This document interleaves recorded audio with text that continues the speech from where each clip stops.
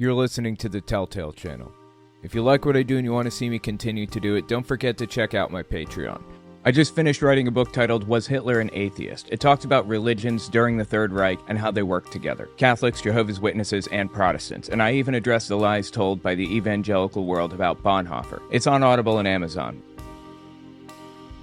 Okay, this one's going to be a little bit rough, so buckle up for this. There's this pastor from like 10 years ago named Pastor Manning, who made the rounds on social media, on like atheist YouTube and stuff, because he's such a ridiculous human being. Just listen to this David Pakman segment. Let's go to that next, Pastor Manning. You've talked about Starbucks uses gay in their coffee to make it taste good. Where did that come from? Bro, what a thing to say. What a thing to think or believe or even have cross your mind for a moment. What is going on in this guy's head, right?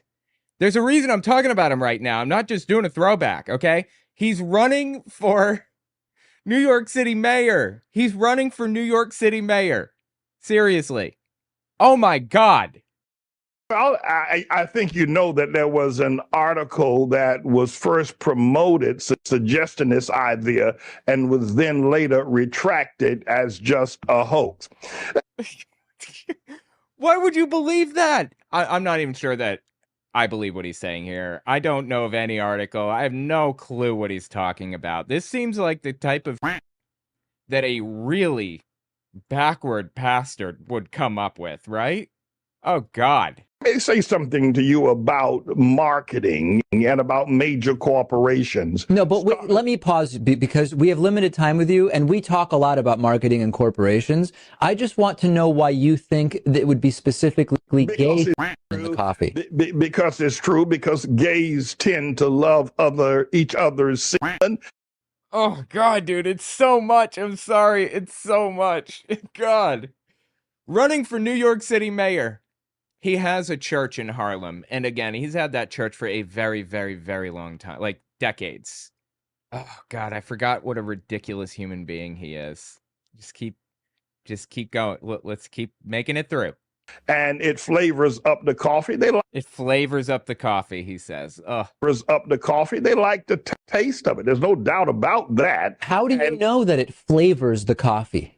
Well, because that's what it does, like the cocaine that was put in Coca-Cola going back. I don't think that was intended to flavor the Coca-Cola. I think it was supposed to get people addicted to it. Century ago that flavored up Coca-Cola, and they now like, you see what he's doing here, right? He's trying to like normalize this, trying to make it seem like a totally 100% regular thing that anybody could assume that they're actually doing by saying, well, Coca-Cola put cocaine in it. Are you serious right now?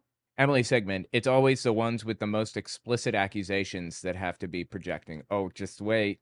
Just wait. You will see in a second that this absolutely is projecting. Have introduced a synthetic cocaine that gives Coca-Cola the same kind of flavor and excitement and addiction of taste. Well, I'm sorry, wait a second. Did he just say that Coca-Cola has synthetic Coke in it to flavor it up and get people addicted?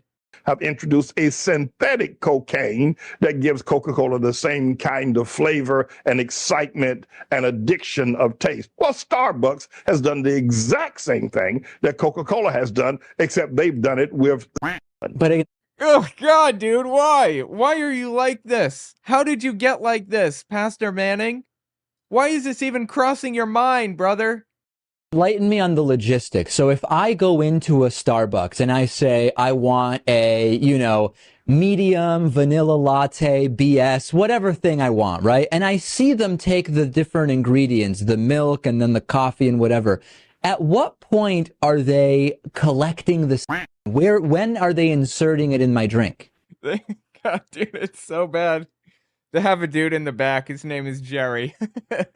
Oh, it's already in the process. It's already in the pipeline. And by the way... Oh, it's just, it comes in the milk, I guess. Starbucks have just introduced a flat white drink, latte or mocha. I'm not sure which it is. That's a cover for, right? It is eerily, as if they're almost mocking me. Like, oh, my God, yes. Starbucks is mocking you personally, Pastor Manning. Absolutely.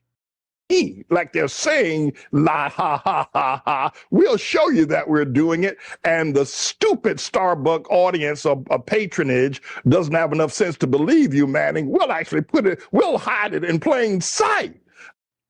Oh, we're supposed to be believing you? I thought you said that somebody else reported on it. So are you telling me you just like made this up completely? Where did this come from for real? So it tastes like pumpkin spice. Yeah, I can only assume based on what he's telling me. And he's the expert on this. Again, we're going to talk about his mayoral run in a minute, but just bear with me. I've got more on this guy, okay? To kind of draw out like what Emily Sigmund is saying here, just listen to this. Cenk Uygur of TYT years and years ago had this conversation with Pastor Manning. We're talking like 11 years ago. And he kind of just draws the whole thing out for us here. Pastor Manning, you said that Starbucks was putting of the sodomites in their coffee, but here's the interesting part, because it, quote, it flavors up the coffee and it makes you think you're having a good time, which then makes me Like a drug or something? wonder, do you equate drinking with a good time? Well, you're pushing me up in a little bit of a corner here now, Cenk, because No, I mean, you said it. They're your words. I have to be very cautious here. But let me, in all precautions that I can exercise here now, say that, well, a number of people think that semen tastes good. Okay. God, dude, this is fucking wild. This is wild to hear.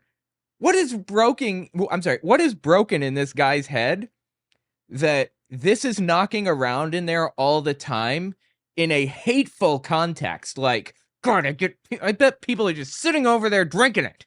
It's like, what the fuck, bro? Get help, for real. I'm asking you. One man to another, get help. Please. I should probably put this right up front. I just want to mention TYT is awful. Cenk and Anna are bottom of the barrel, absolutely awful at this point. They are both now right-wingers, effectively. Anna is a right-winger. She hedges on whether she supports Trump, but she is a right-winger. She stands for right-wing positions. She criticizes Democrats constantly, and she's on Patrick Bet-David's network. And Cenk, I think, is following Anna off the cliff, but he's been hesitant to go as far as her.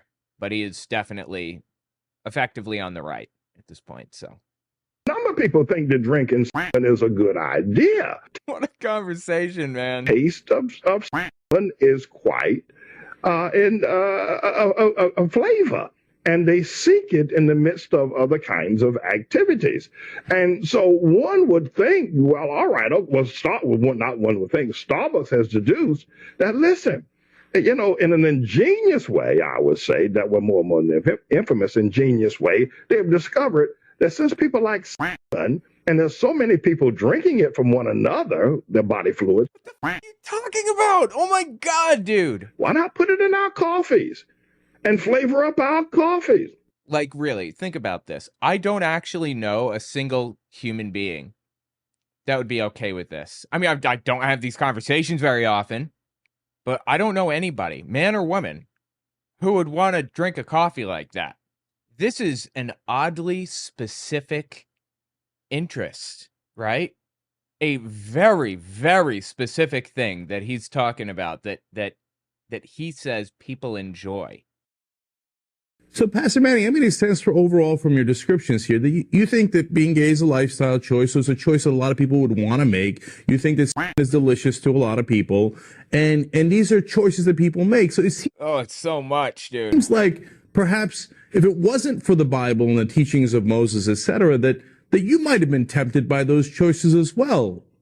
That's the obvious point that one would make, right? People say it's a lifestyle choice being gay. Well, it seems like you've been tempted by that lifestyle choice. If you think people can make a choice about it, then it tells me you've likely had to make that choice, right? And most of these people are like, oh, come on now. You're calling me gay, huh? Not Pastor Manning. That's not how he reacts to that question. Choices as well. Is that the case? Have you been tempted? Oh, absolutely. No doubt about it. Okay. There you go. I got to tell you, man, I've never been tempted because I'm straight. This guy is so, God, there's no filter with him. He just says whatever the he wants. And truly reveals who he is inside, which is a black little heart. The heart of a scumbag. Dude's got a black little heart, just an evil little heart beating in that chest. And can't accept some things about himself. Can't accept who he is.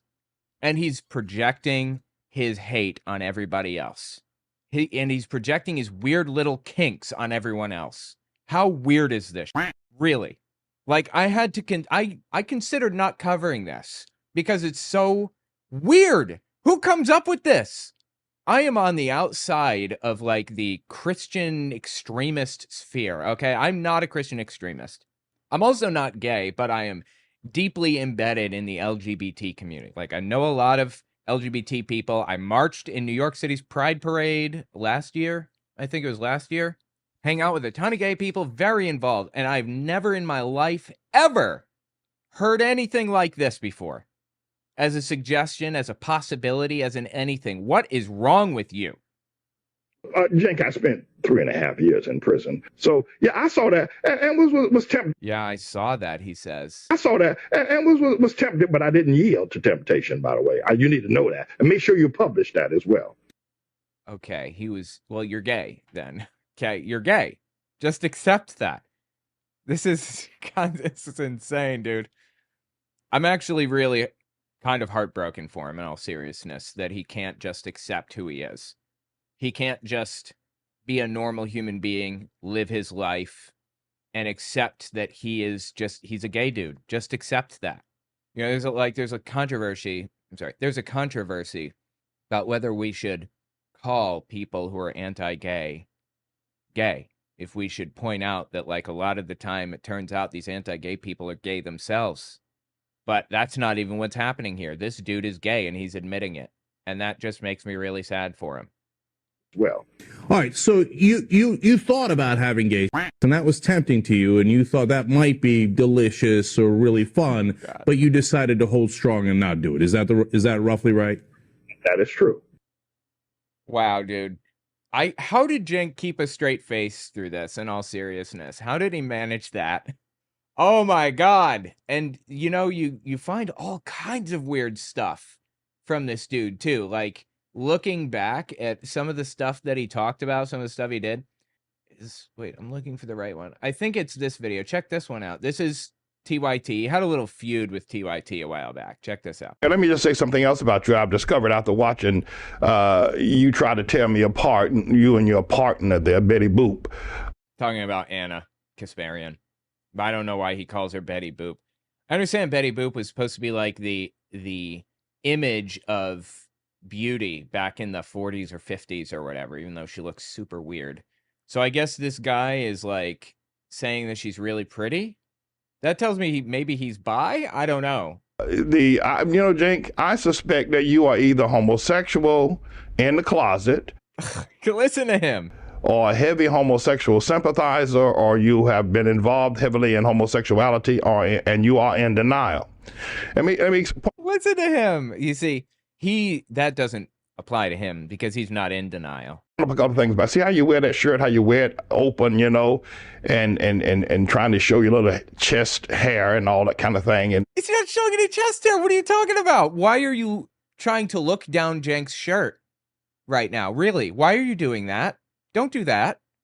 What is wrong with this guy? As if you got a breast. You see, men as though you've got a breast? Who do that, who try to show their chest, you know, if you wear your shirt below the second button, you know, I mean, you're trying to show something. Bro, I wore suits constantly as a child, as a Jehovah's Witness. I wore them all the time. And the moment I had the opportunity, I would take that tie off and take off the two top buttons because it's just not comfortable to have it buttoned all the way up like that. Like, it feels like it's strangling you almost, you know? That's why when people are feeling a little more casual, when they're not wearing a tie, they'll take the top two buttons off. What is your obsession with this dude's chest? Really? Oh my God. You know, you look like a brown skinned Lupita, that woman who won the Oscar. All them women out there the other day at the Oscars showing their bare chest with no bras on. You look like that you're trying to show your breast, and I think you're probably jealous also of your whatever that girl woman's name. I never figured out what her name is. Okay. I just call her Betty Boop, who's got. Well, you see what kind of frontal assault she has there. Frontal assault? She's wearing a frontal assault? It's a f***ing shirt. Below her neckline. So I figured it out. I think that the reason why you're doing all that snickering there today is that your partner, Betty Boop, I think she knows that you're homosexual. And I'm pretty sure that she's a lesbian, too. She's got those hard lines. Okay. It's... wait, is it genetic or not? He says it's a gay lifestyle choice that people choose. So is it like a genetic trait that people are like genetically born with, that they're gay and that they exhibit qualities of a gay person with quote unquote hard lines? Or do they have to choose this? I don't understand. What are you talking about? And I have to make note here.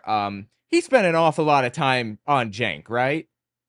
And he spent almost like not anywhere near as much time on Anna so far. Okay. Like a lesbian. And hard lines like a lesbian. Because I can't imagine a straight woman not having, because, there you are. No, I don't know. Clarify. Straight woman not having, because, there you are. Both of y'all, I ought to call y'all the breast twins. And if we have to describe things that are anatomical, that gives us... Do we have to? Why do we have to discuss these things? What are you talking about? Have to describe things that are anatomical, that gives us an idea of where you are coming from and what you are all about. And especially if you are deceitful with it. And Cenk, so I think Miss Betty Boop, I think she's a lesbian, and because like he's using this as an insult too. I mean, he's saying it in a mild-mannered way, but he's trying to insult her with this. What an absolute colossal scumbag, honestly. Because were she not a lesbian, she would look at you a different way. And were you not a homosexual, you would be. What? So you're saying that that men and women cannot be in working relationships?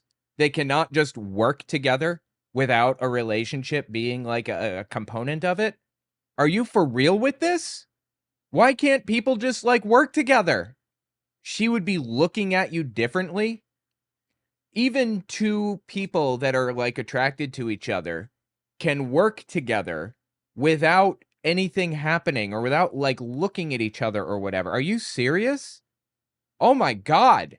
She would look at you a different way. And were you not a homosexual, you would be laughing about her. Y'all would have a better thing going on, I would believe. So you're gay because you're not in a relationship. Well, for the record, you have no idea if they're in a relationship. I don't think they are. I'm just saying you have no clue. What are you even talking about? Anyway, wow, dude, this guy, this is so ridiculous and wild. So let's talk about his race, his mayoral race. I don't know what's, going to happen 10 years in the future or what, but right now, Zoran Mamdani, I think is his name. He is a progressive candidate, and he just won the Democratic primary for New York City mayor. So he's going to be the Democrat on the ticket in, the race, in the general election in, like, New York City's mayoral race. He's almost guaranteed to win for that reason, if no other. Cuomo lost to him. Andrew Cuomo, he lost the Democratic primary.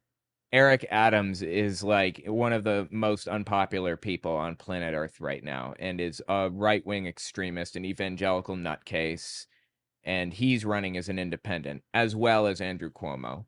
And Manning is also running as an independent. He has basically zero chance of winning, but the fact that he has a campaign in the first place, like, I was looking for this guy forever ago. I could not for the life of me remember his name after he made his rounds in the atheist community on YouTube so long ago, 2014 to 2016. And I finally find him. I Google him, and what do I find? Manning for mayor, NYC. With my hand on the Bible, I will lower the cost of living, raise working class wages, and lower taxes. With my hand on the Bible, and definitely not on a twig and berries, for sure, I will be blah, blah, blah. I will be doing all these things. And also, I'm going to investigate Starbucks. I think that would be a more accurate description of his campaign, right? Manning for mayor, NYC. The Republican Party leaders rejected my policies. I switched to independent. I am running strong and powerful in the November general election. I wonder if he's even on the polls. Is he on the polls? James Manning polls. Ballotpedia. He's on Ballotpedia. Let's see. Eric Adams looks like the top candidate for independence. Curtis Sliwa is the Republican's name. He's been running for like ever. And I believe he lives in a tiny little house. He's the Republican and he never ever wins. Republicans don't ever even come close. If you want to win an election in New York City, you have to run as a Democrat. And in some ways that's good because it gives people the opportunity to kind of throw off party position or like, throw off the party. There is no like two-party system in New York City. I don't think I'd want to see it work this way nationwide necessarily, but people take a closer look at issues rather than party affiliation in New York City. Sliwa lives in this little studio apartment in Manhattan, I think, with like 100 cats, like a billion of them. And he also started famously this vigilante group in the 70s, 80s, 90s, I think, in New York City. I believe they were called the Guardian Angels, and they would basically they would ride the subway all day in shifts, and they would beat the shit out of people if they, looked at them funny, basically.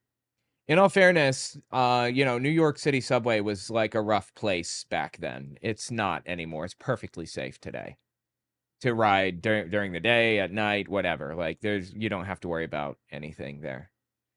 Anyway, Cuomo is also running as an independent. Yeah, I'm not sure that he's even appearing on any ballot or on any polls. Yeah, I'm not seeing any polling or anything. God, this dude. Criticism of Barack Obama. Manning came to public attention in the 2008 presidential election after Atlah, A-T-L-A-H, don't know what that is, posted several sermons of his on YouTube that were harshly critical of Obama. Among other accusations, he called Obama's mother white trash for becoming pregnant by a black man out of wedlock. Wow. An issue he discussed during a press conference at the National Press Club on December 8th, 2008. Quote, "It's common knowledge that African men coming from the continent of Africa, especially for the first time, do diligently seek out white women to have sexual intercourse with. Generally, the most noble of white society choose not to intercourse sexually with these men.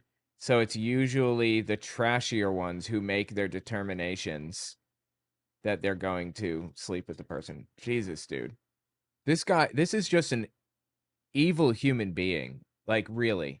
Sign outside Atla Church describing Obama as a Taliban Muslim. He lives in his church is in Harlem, I believe. The blood of Jesus against Obama. History made 4th November 2008. A Taliban Muslim illegally elected president. USA Hussein. Wow, dude. Absolutely vile. Where is Atla? Anyway. Where is Atla Church? Harlem. Okay. It's on the west side. Interesting. 123rd Street. Okay, yeah. I actually lived pretty close to there on the east side. On the, across the park. Yeah, cool. Atla World Ministries. Anyway, tell me what you think about it in the comments. That is wild, dude. Meet Pastor James David Manning. Pastor James David Manning was born in rural North Carolina. He had the unique experience of walking through the cotton fields holding the hand of his grandfather who was born a slave. Holy shit, dude. His grandfather born a slave in 1861. That is nuts. And to say some shit like that about Obama and about like the black community, what just like an evil, disgusting human being. right? What is wrong with him? Going astray spiritually and socially in the tumultuous 70s, he ended up in the Florida prison system where he worked on the chain gang. What the hell is a chain gang? Group of prisoners chained together to perform menial or physically challenging work. Okay, I'm sorry. I don't believe you. I just don't. On the chain gang, he's pulled himself up by his own bootstraps. You know that saying is supposed to be like a joke. It's never said unironically because it's literally impossible to pull yourself up by your bootstraps. I mean, think about it. You're trying to stand up by pulling on your boots. That's not how standing works. It's not possible to do. He says he pulled himself up by his own bootstraps, the Protestant work ethic, and is deeply repentant of his early days of crime as a jewel thief. He was a jewel thief. Okay. In 1976, while incarcerated at Brooklyn House of Detention, Pastor Manning was saved. In 77, he was transferred back to Rayford Prison, where he met Richard Stouffer, a correctional officer who gave his life to Jesus and became a Methodist pastor of a church as a result of watching Pastor Manning's walk and listening to him teach about the Lord Jesus Christ. Wow. On a trip to South Africa in 1985, where he met with Nobel Peace Prize winner Bishop Tutu, he also met Elizabeth Singleton, who he married in 1988. Huh, fascinating. Wow. What an absolutely wild situation we found ourselves in. You can donate by check or money order. Click here. You know what this reminds me of? Really low quality, piss poor, like 2000s websites. I used to make websites like this when I was like 12. Manning for Mayor NYC. Wow. Campaign videos. What's all this? Dude's got campaign videos. I'm here because I am a roaring lion.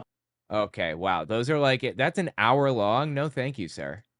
And please, District 75. I'm a special ed teacher. Oh, really? The curriculum they have us teaching them, they have them teaching Gen Ed curriculum for District 75. My granddaughter's going to be a teacher. My children are nonverbal, and I'm teaching. Yeah, and the curriculum. I've been a teacher, I've been a pastor, but I've been a teacher Okay, well, that's not a teacher. for 31 years. Yeah. You're not a teacher, though. You're a pastor, right? Those are two different things. Are you a teacher? All right, and I've graduated over 500 students personally out of my school. So I know what the deal is on about teaching. I understand. We have a curriculum. I know you got to go. God gave us a curriculum for students. Wait, she just brought up an issue, and you're completely ignoring it. It's called MAD, which is an acronym for memory, information in, articulation, information out, and discipline in the classroom. Oh, discipline, your life so that Oh, discipline. Yeah. Uh-huh. What? you can learn what you got to learn. Exactly. We've been doing that for years. Thank you so much. Okay, that didn't answer her question about, like, lowering special ed standards? What the hell is happening right now? What is this? Oh my god. Dude, this is honestly, like, holy shit. This is, like, really entertaining to me. Okay. Tell me just... We'll be right back. Don't forget to check out my Patreon. Also, take a look at my website, owenmorgan.com. I just finished writing a book titled Was Hitler an Atheist? It talks about religions during the Third Reich and how they work together. Catholics, Jehovah's Witnesses, and Protestants. And I even address the lies told by the evangelical world about Bonhoeffer. It's on Audible and Amazon. There's this poll that just came out from AP News, and it's super disappointing to me. It's like really poor methodology, and it's really poorly worded and everything. But here's the article. Majority of U.S. adults support religious chaplains in public schools. A new AP NORC poll shows. This religious chaplains in public schools thing, this is what we call astroturfed. This is not a real issue that anybody ever asked for or wanted. The religious far right has been, like Kenneth Copeland's people, basically. They've been sending people to school boards around the country. The same set of people, like 50 people, go to school boards all across the country, and they will get up there and argue with and yell at the school board and tell them that they want this thing and they want the children to do that and learn this thing and everything else. And it's insane. And it got so insane that they were like threatening school board members and stuff, like literally waiting for them in parking lots to threaten them and stuff. Came to the point where under Biden, Merrick Garland, the attorney general, I believe, filed a memo, basically said that they were going to go after these people for terrorism charges if they don't stop it. And just like that, they stopped. Again, it was like the same 50 people across the country.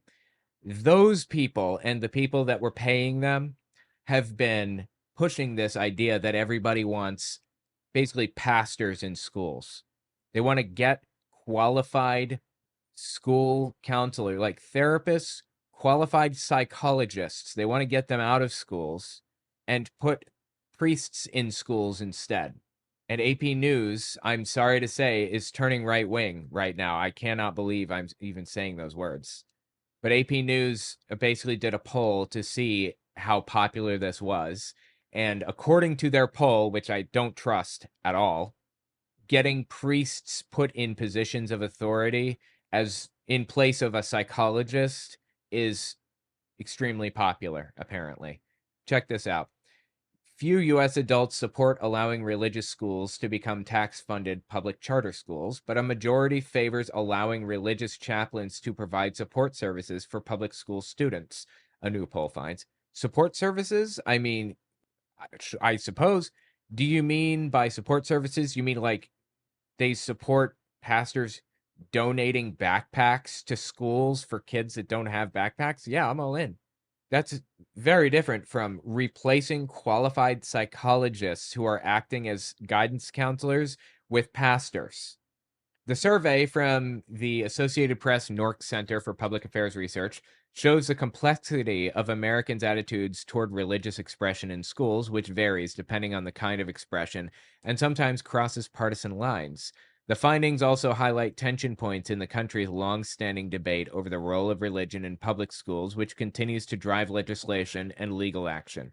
Recent examples include a lawsuit against a new Arkansas measure that requires the display of 10 Commandments in classrooms, a push by lawmakers in multiple states to allow religious chaplains to serve in student support roles in public schools, and the U.S. Supreme Court's 4-4 decision that blocked plans for a publicly funded Catholic charter school in Oklahoma. Yes, that was super lucky. I cannot believe that we were so lucky as to get that decision. That was Ryan Walters' attempt to erase separation of church and state, basically to force religion into schools, and it failed. I was so happy to find that out.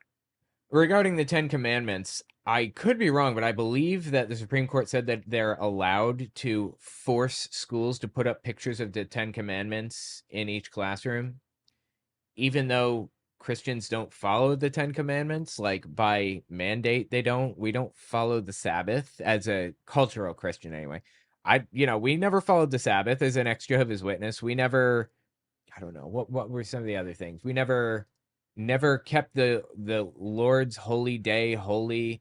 That you shall have no other gods before me. That directly contradicts the First Amendment. You can't have the First Amendment and the First Commandment at the same time. You shall not murder. Just good advice. Everybody knew that.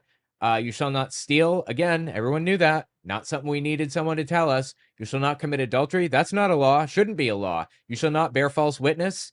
That also shouldn't be a law. You should be allowed to lie if you want.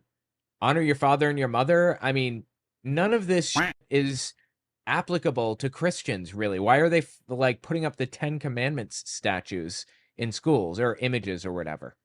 That's Old Testament. That's like the Jewish community uses that stuff. Why are Christians putting up stuff about following the Sabbath? Back to AP News. On some issues, like teacher-led prayer, white evangelical Protestants and black Protestants, who traditionally find themselves on opposite sides of the political aisle, are both largely supportive, dividing them from other religious groups. White evangelical Protestants are more likely than many other religious groups to say religion has too little influence on what children are taught in public schools. Chaplains in schools are popular, but not teacher prayer. Interesting.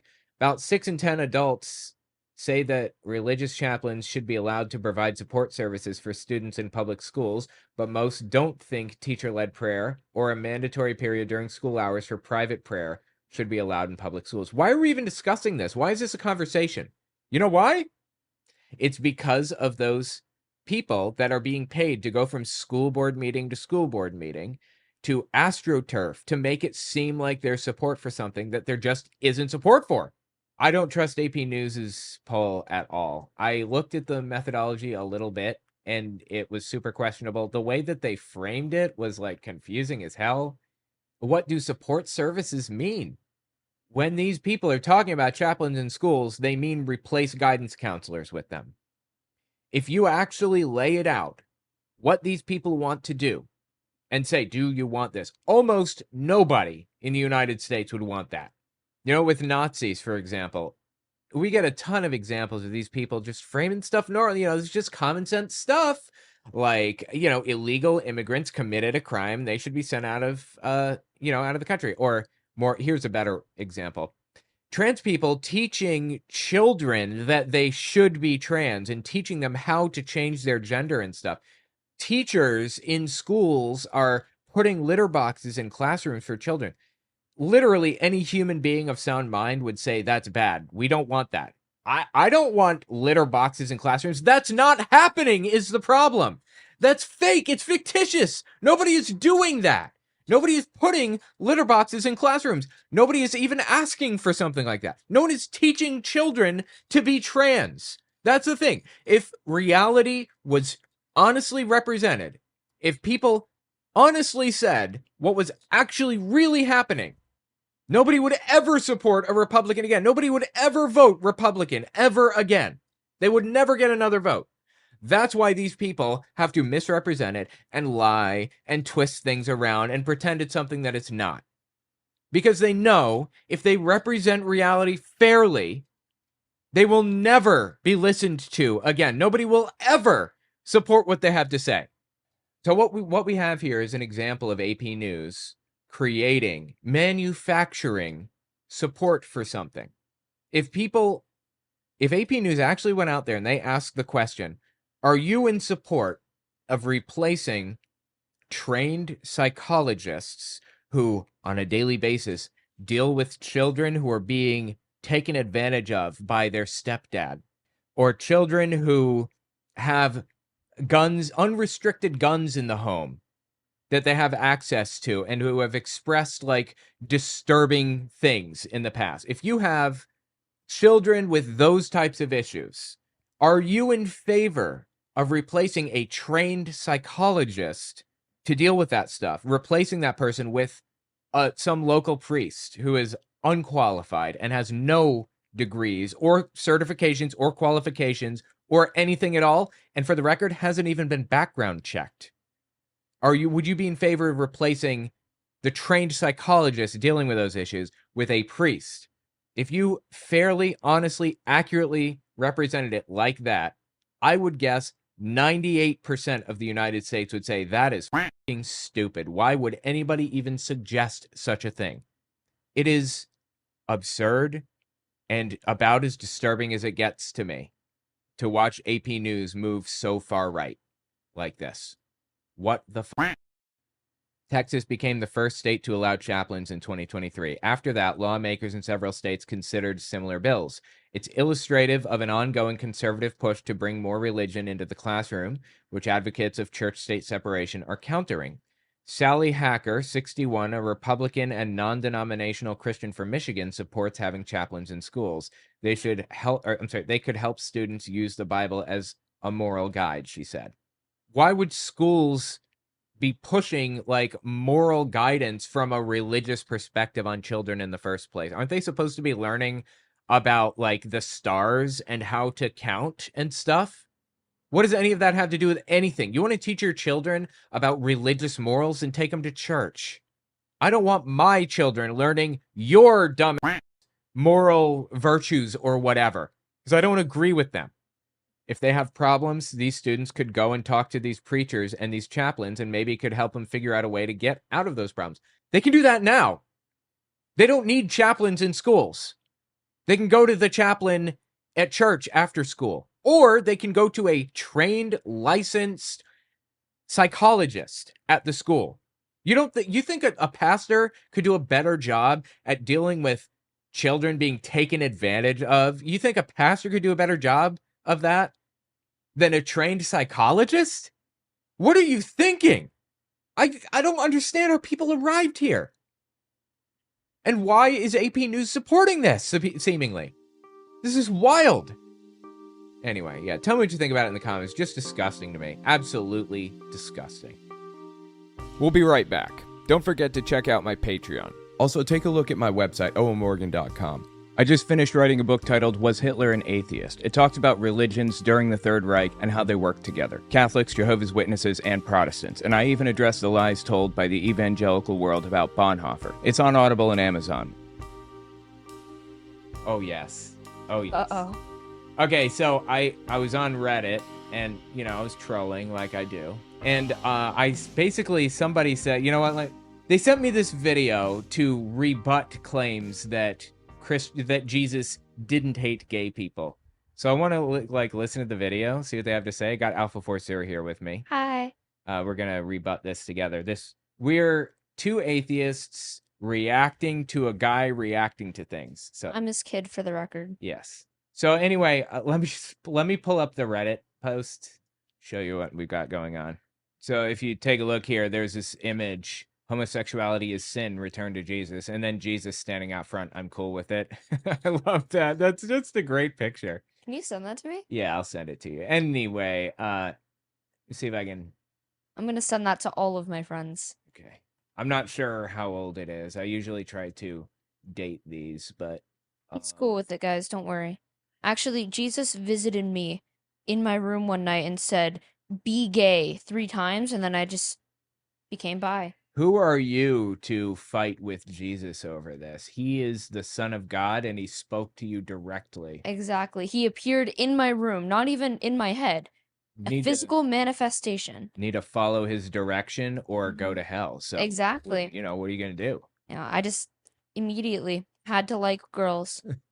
So I've got this, you know, I see this and I'm kind of going through and somebody says roses are, because it's on the Roses Are Red subreddit. Roses are red. They took hate. The whole thing is you're supposed to rhyme whatever it is with roses are red. Roses are red. I want to wager somewhere in the Bible said love thy neighbor. And somebody says it also says to fight sin. So I decided to shoot back and I said Romans 14:4. Who are you to judge someone else's servant? To their own master, servants stand or fall. And they will stand, for the Lord is able to make them stand. Romans 14:12. So then each of us will give an account of ourselves to God. Romans 14:13. Therefore, let us stop passing judgment on one another. They didn't view homosexuality as a sin. They viewed men being passive participants as sinful, at absolute best. Nobody cared at the time. Read Ehrman and Jeffrey Sykes' explanation. There were a couple of other really good ones that good responses that I got, but somebody responds to me, I would recommend this video. They paste this video to me and I want to watch it. I want to see what it had to say. Let's find out what this guy believes about being gay, shall we? Yeah, originally someone said Redditors think love means to sleep with. Someone says, no, Lamau. The line, love thy neighbor, means to treat your neighbors, other human beings like human beings.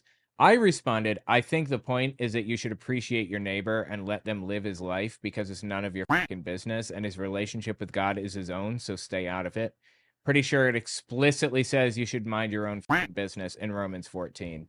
So that's kind of the perspective that I provided before getting this video sent to me. Let's see what this guy had to say. Have you ever heard people claim Jesus never said anything about homosexuality? This is supposed to shut down Christians and make them think they shouldn't care about sexual immorality because Jesus allegedly never cared enough to say anything about it. But instead, well, all right, let's keep listening. Care about sexual immorality because Jesus allegedly never cared enough to say anything about it. But in today's episode, I'm going to show everything that's wrong with this argument and how you should respond to it. I happen to know a lot about this subject because I went into it deeply in my book, Understanding Jehovah's Witnesses, to understand the actual arguments about it from a biblical perspective. I know a crazy amount about this subject, so let's. So my immediate response is just ask the question, why does that matter? I then point out the assumption the person is making. If Jesus didn't condemn something, that means Jesus condoned it. That is not what anybody is saying, actually.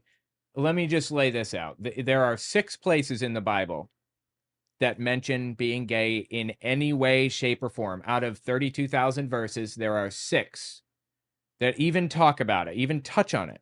The first one is in Genesis, where they say, wait a minute, what were they? Hang on, I'm trying to remember. Genesis 19, 1-29, story of Sodom and Gomorrah's destruction. But they weren't destroyed because of being gay. They were destroyed because of their ill treatment of the poor, according to the book of Ezekiel. Had nothing to do with being gay or a gay anything. So that's completely irrelevant. We just throw it out. Aside from the fact that it's in the Old Testament and doesn't apply to modern Christians anyway. Which is literally the entire point of the Old Testament existing. Right. So that's Genesis 19. That's the first verse. Leviticus 18:22. Again, Old Testament. It's in the old law right next to don't eat shellfish, don't eat pork, don't wear cotton and linen blends, you know? It's in there with all those other things. All those other pieces of law that Jesus fulfilled when he died. So people don't follow that stuff anymore because Jesus fulfilled it. That's also irrelevant. It says do not have sexual relations with a man as one does with a woman. That is detestable. Leviticus 20:13 is the third verse, and it's basically the same thing. It's just part of the old law that has been nullified by Jesus. Now we're in the New Testament. Verse number 4 in out of the 32,000. Romans 1:26-27. And then we've got 1 Corinthians 6, 9, and 10. And then we have 1 Timothy 1, 9, and 10. 1 Corinthians and 1 Timothy are basically the same verse, effectively. It basically says, do not know wrongdoers will not inherit the kingdom of God. Do not be deceived. Neither the sexually immoral, nor idolaters, or adulterers, or men who have sex with men, so on and so forth. But this section right here, men who have sex with men, that's not actually what it says. It says arsenokoitai, which is a word that's called a hapax legomenon. And what that means is it only appears once in the entire, anywhere, ever, anything. We don't have any other examples of it. So if you're scrolling through some old ancient text and you see the word schmoobligong used in a weird context, you have no reason to think, you don't have no reason to know what that means at all. You have no clue what that means. And that's the case with this. We have no idea what that word means. But people stuck in men who have sex with men because they wanted to demonize gay people. So 1 Corinthians and 1 Timothy, nullified, irrelevant. The only one that has any kind of standing out of the 32,000 verses is Romans 1:26-27. It's the only one. And look, this isn't Owen talking, by the way. This is Christian scholars talking. Jeffrey Sykes and Bart Ehrman, spoken on the subject at length. Romans 1:26-27. Because of this, God gave them over to shameful lusts. Even their women exchanged natural sexual relations for unnatural ones. In the same way, the men also abandoned natural relations with women and were inflamed with lust for one another. Again, that seems pretty on the nose, right? Except it's not. It was translated in a bizarre way, specifically to demonize gay people. That verse is talking about idolatry, not about being gay. I have no problem accepting the Bible is a vile, evil, disgusting book. I'm all in on that. The New Testament just does not condemn homosexuality. It just doesn't. And you know what was going on at the time. You know it was all over the place. In all seriousness, if we look at the culture of the era and try to determine whether it was okay in that culture, the answer is bottoms were not okay.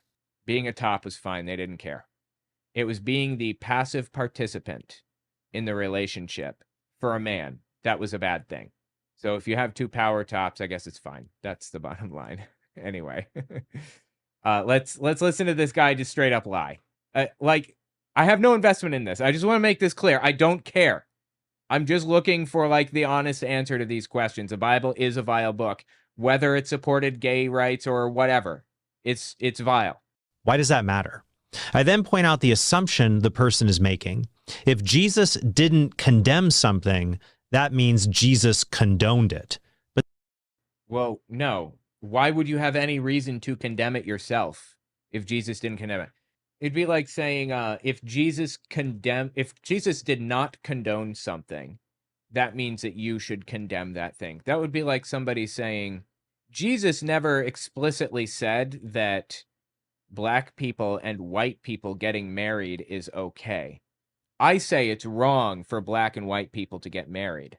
But just because Jesus didn't condemn it doesn't mean that he condoned it. That is an identical situation. I've never seen anyone say that not condemning something means that you condone it. I've never. It's a logical absurdity. And that's why he's using it. He's saying that because he's using it to say, well, everyone on the opposite side, everyone who says homosexuality is fine is saying this, when that's just not true. He's trying to alienate the argument. Yep. He's trying to twist it around to be something that's easier to grapple with, basically, for him. Jesus didn't condemn something. That means Jesus condoned it. But that's obviously false. Jesus didn't say anything about incest, bestiality, or child sacrifice. And why are any of those things connected in any way, shape, or form to being gay, exactly? Child sacrifice, my God. Yeah, and Jesus didn't say anything about black people and white people marrying either. Are you going to condemn that because he didn't say anything about it?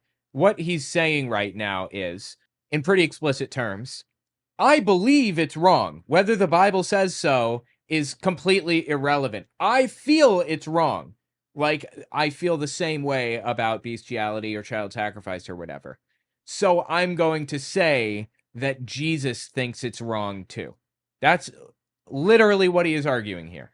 Jesus didn't say anything about incest, bestiality, or child sacrifice, but that doesn't make those behaviors moral. Even the Episcopalian bishop Gene Robinson, who's in a legal marriage with another man, admits that when it comes to Jesus' silence on homosexuality, quote, one cannot extrapolate affirmation of such relationships from that silence. Yeah, obviously. You can't say Jesus supported gay people because he didn't talk about it at all. But you also can't say that he condemned it because he didn't talk about it. I think that's the point that this person was making. And he's twisting this around to be something completely ass backward. Again, he said nothing about like white people marrying black people. But I don't think he condemned that. You know, I don't think that he viewed that negatively. Robinson instead claims that all, quote, we can safely and responsibly conclude from Jesus' silence is that he was silent on the issue. Once again, does that mean all we can safely and responsibly conclude about Jesus' silence on incest, bestiality, or child sacrifice is that Jesus was silent on those issues? No, because you can know what someone thinks about a particular issue if you know enough about that person's foundational views. Okay, so you're extrapolating is what you're saying. That's what you're doing. You're extrapolating the, Jesus' views based on what you think that he would believe. I don't know of a spot in the Bible where it explicitly condemns bestiality or incest. I don't think that those are Christian issues. Those are moral issues, I suppose. But I don't hear people in Christianity arguing that from a biblical perspective ever. And when it comes to Jesus' foundational views on sexuality, we know that he was the furthest right arch-conservative of his day. I'm sorry? Jesus? An arch-conservative? Are we talking about the same Jesus? Jesus H. Christ? First name day. Jesus, last name Christ? What? Of his day. Yeah. We know that he was the furthest right arch-conservative of his day. Where did you get that? Jesus literally made the Pharisees look like a bunch of liberals. First, Jesus rooted himself in the morality of the Old Testament. And we know the Old Testament's prohibitions of homosexual behavior are part of the perpetually binding moral law rather than a... No, simply false. That's just not true. My favorite thing to say when someone claims this is that Jesus traveled around with 12 guys and didn't have a wife. Yeah, I It's mean, like, he's very clearly kind of, there's something going on there. Yeah, I'm not so sure. Yeah. I actually said that once, and somebody in my audience, like a Christian that watches me, they were like, I really appreciate how you kind of approach this in a really respectful way. But I feel like when you say that, it's really disrespectful to my Lord. I was like, why is that disrespectful? To say that he might have been gay. I don't understand why that would be a bad thing exactly. Temporary ritual law. Leviticus 18:22 that condemns homosexual acts is placed between moral laws, not ceremonial ones. Verse 20 condemns adultery. Verse 21 condemns child sacrifice. And verse 23 condemns bestiality. Leviticus also prescribes capital punishment for this crime, which it doesn't do for mere violations of the ritual law. Interesting. Okay, so I see what he's saying here. He's arguing, just try to give an honest interpretation here.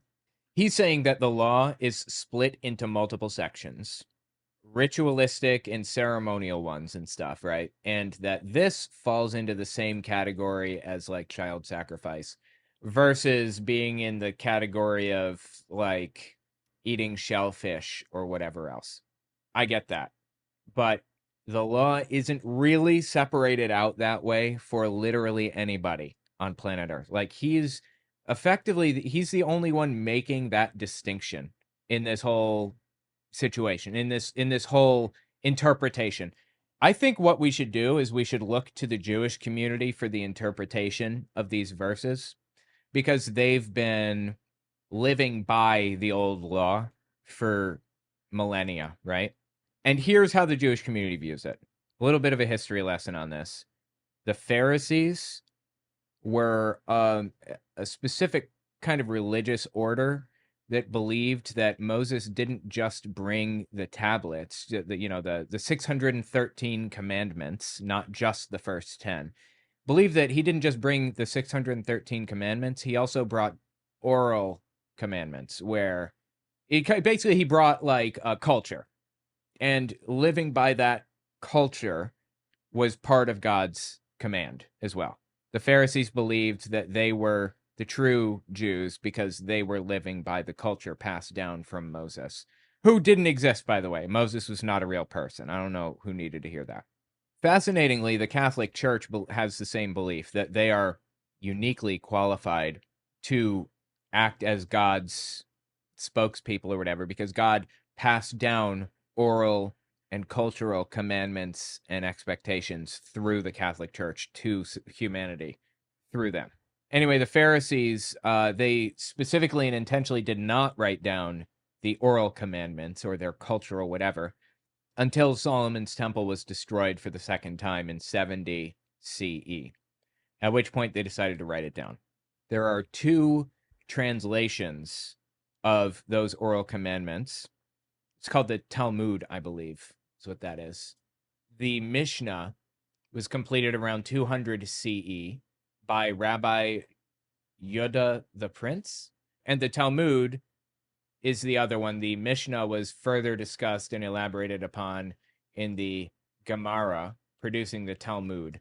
There are two translations of the Talmud, basically. The Jerusalem Talmud, 4th century, and the Babylonian Talmud, the 6th century. And the Babylonian Talmud is considered to be like the most definitive one. And those are the Jewish holy texts, the oral commandments. The Pharisees eventually evolved into modern day Jews. It was rabbinic Judaism. That's what the Pharisees were. Rabbinic Jews. So anyway, what do the Jews who have carried these traditions through the generations have to say about it? The answer is this bit about like not being gay or whatever is completely irrelevant. They don't follow this. They don't kill gay people. They don't care. It's not a core part of their doctrine. It hasn't been basically ever. Christian interpretations of the Old Testament verses are completely bastardized. That was not what was intended. That's not how it was interpreted. That's not how it has ever been used or exercised or read or whatever. So it's completely irrelevant. I will look to Jewish scholars who actually study this stuff their entire lives before I listen to this guy tell us about it. Aside from all of that, this is Old Testament. It's irrelevant to Christians. Irrelevant. And again, I say 6 verses total that mention it in any way, shape, or form. I would think if it were that important, God would have mentioned it at least one more time. Can we get 7? Crime, which it doesn't do for mere violations of the ritual law. Finally, Leviticus makes it clear that actions like adultery, bestiality, and same-sex relations were part of the moral law that also applied to non-Jews. Only Jews were expected to follow things like the dietary laws. God Yeah, I don't know about that. Doesn't sound right. I'm not sure. Hang on. Let me see if I can. That also just doesn't make any sense. Why You know what? We're going to figure this out live. We'll go through it. Go on. why separate it like that? Why say, well, if you're a Christian, you have to follow these, but only Jewish people have to follow the dietary restrictions. You're fine if you're Christian, doesn't matter.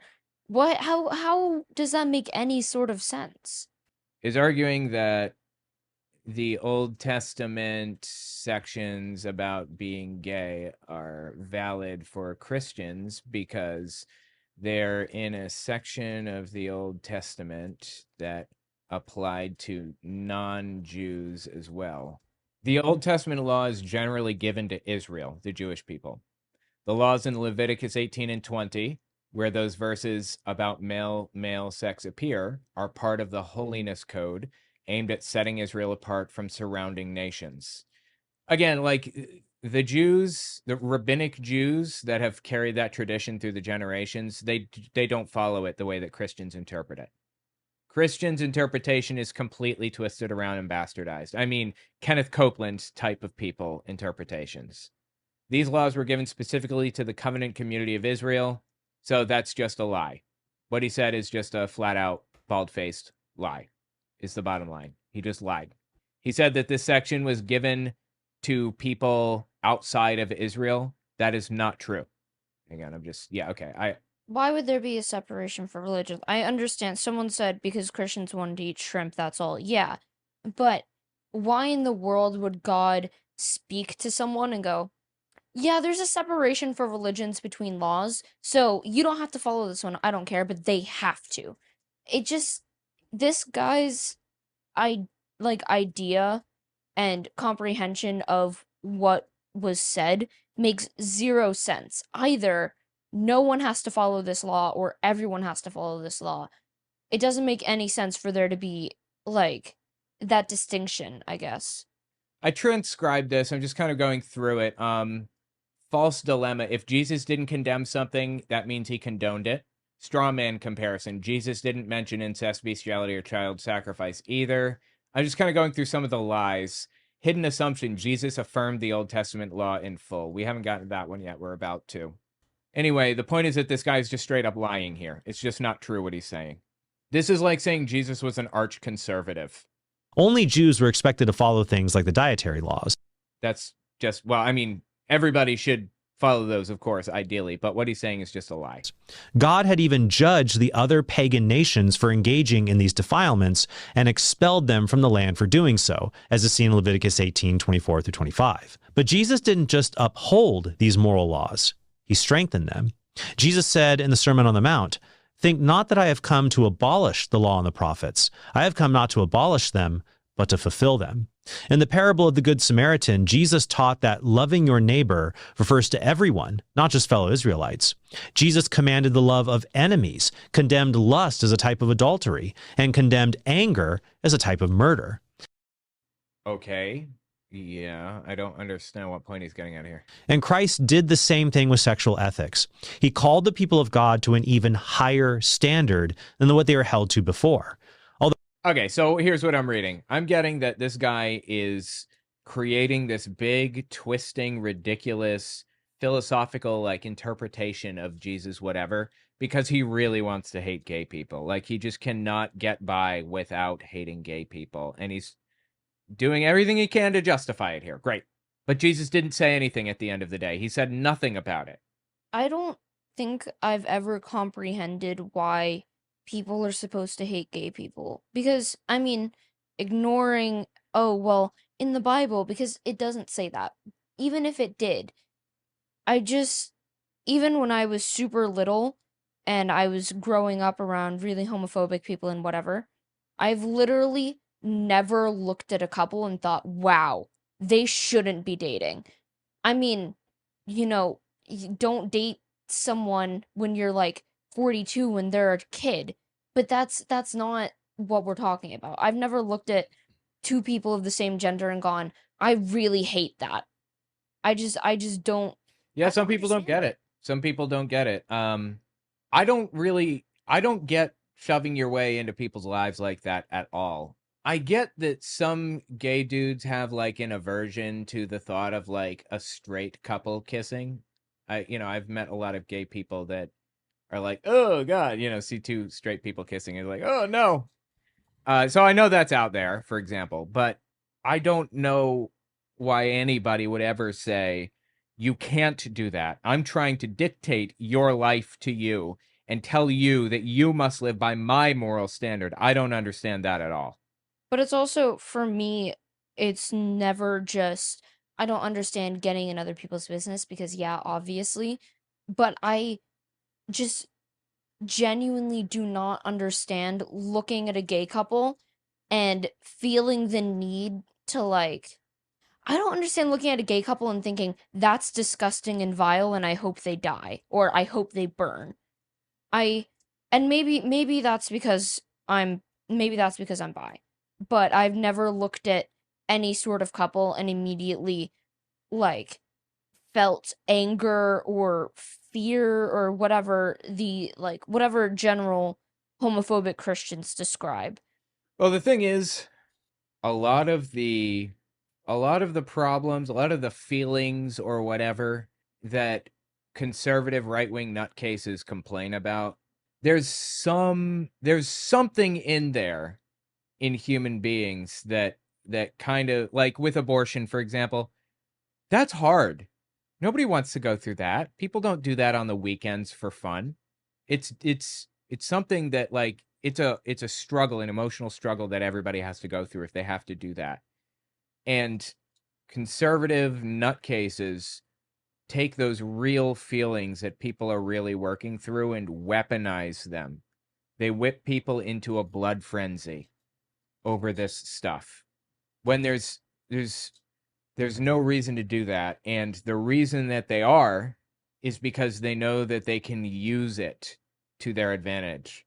Getting people whipped into an emotional state that way makes them easier to manipulate. You can tell people being gay is going to destroy society and get completely hyperbolic. And by the end of it, you can convince them to do damn near anything. That's why these evangelical extremists are using this in the first place. They're weaponizing real feelings that people have, like, oh God, I don't want to be gay, or oh, I don't want to be straight. They're taking that real feeling and they're warping it into something very different from what it is. And they're validating people's fear and hatred. And they're saying, you're right to feel this way.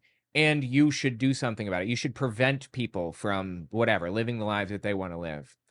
Now, regarding what this guy said, just trying to break down, I really want to understand the arguments here and take them on in an intellectually honest way. What he said was the Old Testament law was split into multiple sections, some applicable to Jews and some applicable to the rest of society. That's simply false. He also said the Old Testament laws were split into like ceremonial sections and ritualistic sections or whatever it is. That's simply false. Here's a breakdown. The law, or the Torah, was given to Israel as a covenant. There's no point where the law says, these rules are for you, Israel. These other rules are for all nations. What we do see is some laws apply within Israel to mark them as holy, like dietary laws, clothing rules, Sabbath observance. Some behaviors, like murder, oppression of the poor, are condemned more broadly as unjust or evil, and other nations are judged for them. That is as far as it goes. That is as far as reality can stretch to meet this guy where he is. Everything else that he said is complete nonsense, fictitious, made up lies. So where does the idea come from? Check this out. Later rabbinic tradition, as I mentioned earlier, the Pharisees, the Pharisaical movement, as it evolved into rabbinic Judaism, rabbinic tradition and Christian theology, especially from the Middle Ages onward, categorized laws like this. The moral law, seen as universal, like no murder, no adultery. The ceremonial law, sacrifices, festivals for Israel's worship. And civil law, judicial, and social rules for governing ancient Israel. But this classification is human-made, not explicitly found in the Torah itself. The idea that laws about homosexuality is moral or universal law is part of that theological framework, not something the Torah spells out. That is the bottom line. This whole thing is completely made up. He is hilariously agreeing with the Pharisees. The Pharisaical movement, hundreds of years later, came up with this breakdown of moral law, ceremonial law, and civil law that he just gave us. And he's saying that the Pharisees were correct. I'm not sure how Jesus would feel about that one, honestly. Tell me what you think about it in the comments. We'll be right back. Don't forget to check out my Patreon. Also, take a look at my website, owenmorgan.com. I just finished writing a book titled Was Hitler an Atheist? It talks about religions during the Third Reich and how they work together. Catholics, Jehovah's Witnesses, and Protestants. And I even address the lies told by the evangelical world about Bonhoeffer. It's on Audible and Amazon. This guy came in to argue that Jesus hates gay people. And he's arguing that because Jesus talked about marriage to any degree at all. Give this a listen. Although it is amazing to me the lengths that liberal theologians will go to try and turn Jesus into a ventriloquist dummy for their own agenda. Dude, I love it. That is literally what he is doing. In his book, Radical Love, Introduction to Queer Theology, Patrick Chang claims radical love is ultimately about love, which, as St. Paul teaches us, is patient and kind, and not envious, boastful, arrogant, or rude. As such, radical love is premised upon safe, sane, and consensual behavior. I'm not sure what this is, why I would care about it, who wrote it, or how this relates to Jesus or whatever other thing. I'm just completely lost, okay?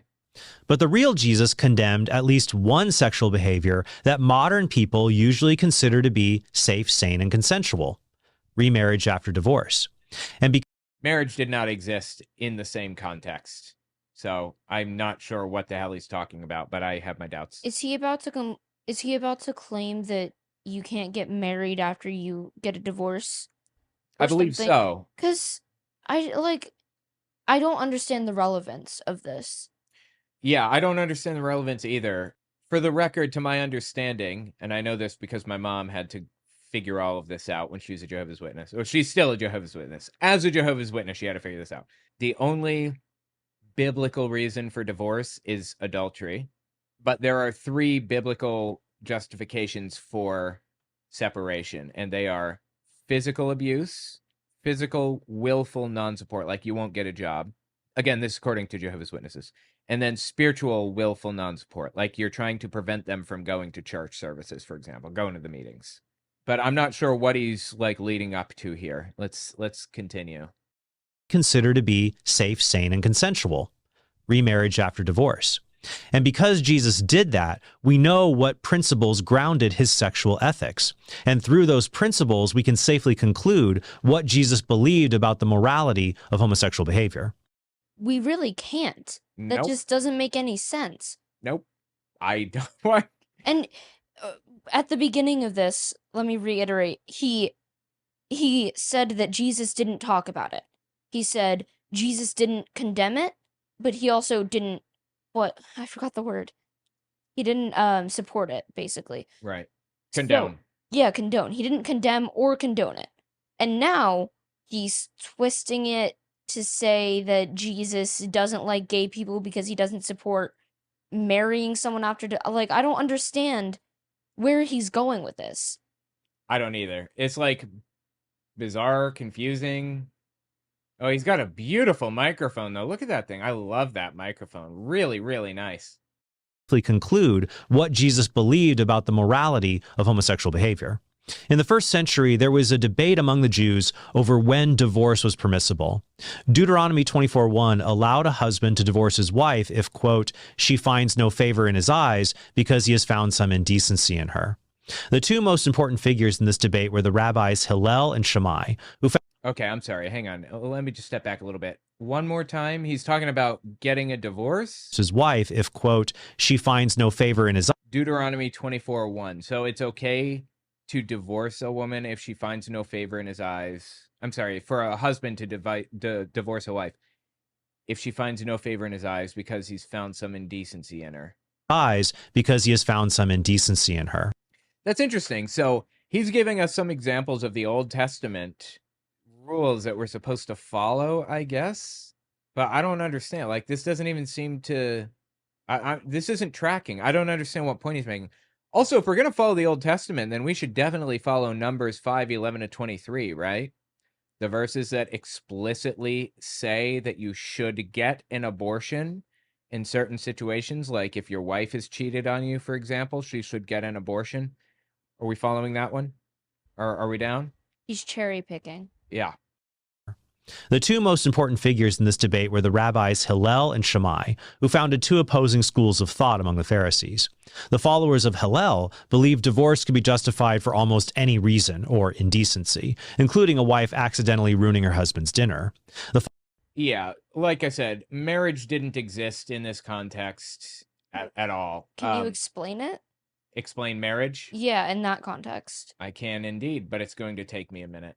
I have to transcribe something again real fast. Okay, while he's transcribing, again, people are asking who I am. I'm 16, I'm his daughter. So, hi, Alpha Force Zero. Nice to meet you. It's summer right now, so I've started joining his streams more, but yeah, I haven't been on here in a good bit. Well, anyway, yeah, marriage is just not the same.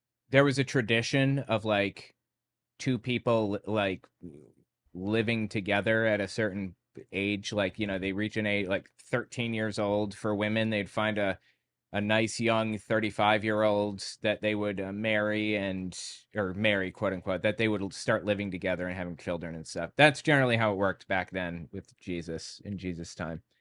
But the concept of marriage did not really work the same way.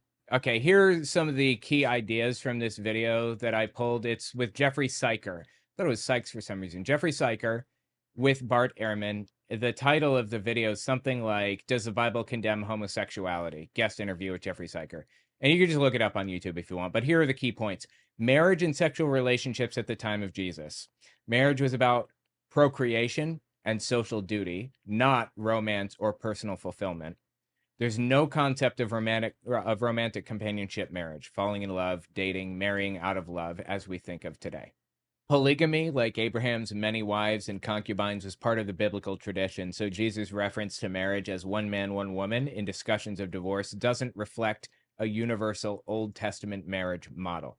Celibacy was not generally celebrated. The expectation was marriage and having children. And here's another, basically it was broken down in 3 sections. That was the first one. Here's the second mention. Jesus' statement about marriage, Matthew 19 and Mark 10. Jesus, when asked about divorce, quotes Genesis about God creating male and female and that the two shall become one flesh. The guest points out that this is about divorce. This is Jeffrey Syker. Is about divorce, not a statement meant to define or restrict all forms of marriage or relationships. And here's the third mention. Cultural constructs of sexual relations. In Greco-Roman and Jewish cultures at the time, what mattered was dominance versus submission in sexual acts, not orientation. Same-sex acts were viewed through the lens of power dynamics, not identity. And the idea of 2 equal adults in a consensual, committed same-sex relationship didn't exist as a category. That's the bottom line. Followers of Shammai, on the other hand, said divorce was only permissible in the case of adultery. The Pharisees brought this debate to Jesus by asking him this question: is it lawful to divorce one's wife for any cause? Instead of siding with one group of the Pharisees over another, Jesus answered them by going back to a more fundamental law. He said, "Have you not read that he who made them from the beginning made them male and female? And said, for this reason a man shall leave his father and mother and be joined to his wife." And yeah, again, this is Matthew 19. And this was mentioned in that video from Bart Ehrman. Jesus, when asked about divorce, quotes Genesis about God creating male and female, and the two shall become one flesh. The guest points out, Jeffrey Syker, that this is about divorce, not a statement meant to define or restrict all forms of marriage or relationships. It was a kind of gotcha question from the Pharisees. They were trying to kind of snag Jesus in a... You know, they're trying to get him to kind of deny the law or deny something so that they could condemn him, have him arrested or whatever. And he kind of sidestepped it with the answer that he gave. It was not about what he's saying. and the two shall become one. So they are no longer two, but one. What therefore God has joined together, let not man put asunder. In this answer, Jesus presented an interpretation of the moral law that was stricter than the strictest of the Pharisees. No sin could dissolve the marriage bond God created. He was not talking about that, obviously. It was not about divorce at all like that. Not in that context. In response, the Pharisees brought up Deuteronomy's provision for divorce, to which Jesus replied, "For your hardness of heart, Moses allowed you to divorce your wives, but from the beginning it was not so. And I say to you, whoever divorces his wife, except for unchastity, and marries another, commits adultery. And he who marries a divorced woman commits adultery." The unchastity, or sometimes labeled adultery exception, is controversial, and many people rush to a false conclusion regarding it. This can't refer simply to adultery, because the Greek word for adultery, moikeia, is not used in this verse. Oh, wow. He's suddenly digging into the ancient verbiage now, huh? Interesting. Okay, so I think that this is mentioned at 30 minutes and 10 seconds. Let me just jump back, see if I can find where they talk about this specific thing in here. Thou shalt not commit homosexual acts. He doesn't say that. But there's that famous passage where Jesus is asked about whether divorce is legitimate. Yes. And nice. Jesus points out that in the beginning, God created male and female. And so, man shall leave his mother and woman leave her home, and the two shall cling together and be one flesh. And that seems to presuppose that the standard that Jesus has in mind is one man, one woman for life. I think that's right. Okay, so Jesus is against homosexuality. No, Jesus is a first century Jew. So the dude on the left, Jeffrey Syker, is a Christian and a Bible expert, a New Testament expert. He knows what he is talking about. He's been involved in this for 30 years. He's published papers and everything. I mean, the question to ask Jesus is, what about Abraham and his many wives? Or what about concubines? What about, those who were celibate? Those who were celibate were not exactly looked up to as examples of what you should do. You should get married and have kids.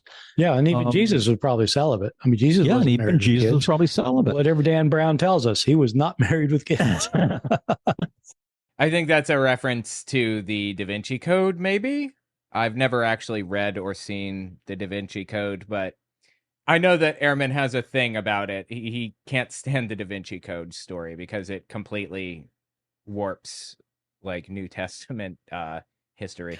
So, yeah, I think Jesus had a view of, if he ever thought about same-sex relations, who the hell knows? But if he did, he probably had a typically Jewish understanding that, that's something that pagans do. That's something, that he's heard about, but pagans being not like some evil subset of people the way that it's interpreted today. Pagans being people that live outside of the standard common religious belief system. Like they lived in Rome. There were a lot of people that like believed in Zeus and not Thor. Thor was Germanic. I don't know. The gods, whoever they were. They believed in a lot of those guys. Hercules and stuff. Athena. Yeah, those guys. Persephone. Those would be people that were not Jewish, were not Christian or whatever. They were pagans. That's how they interpreted it. Why are they considered evil today?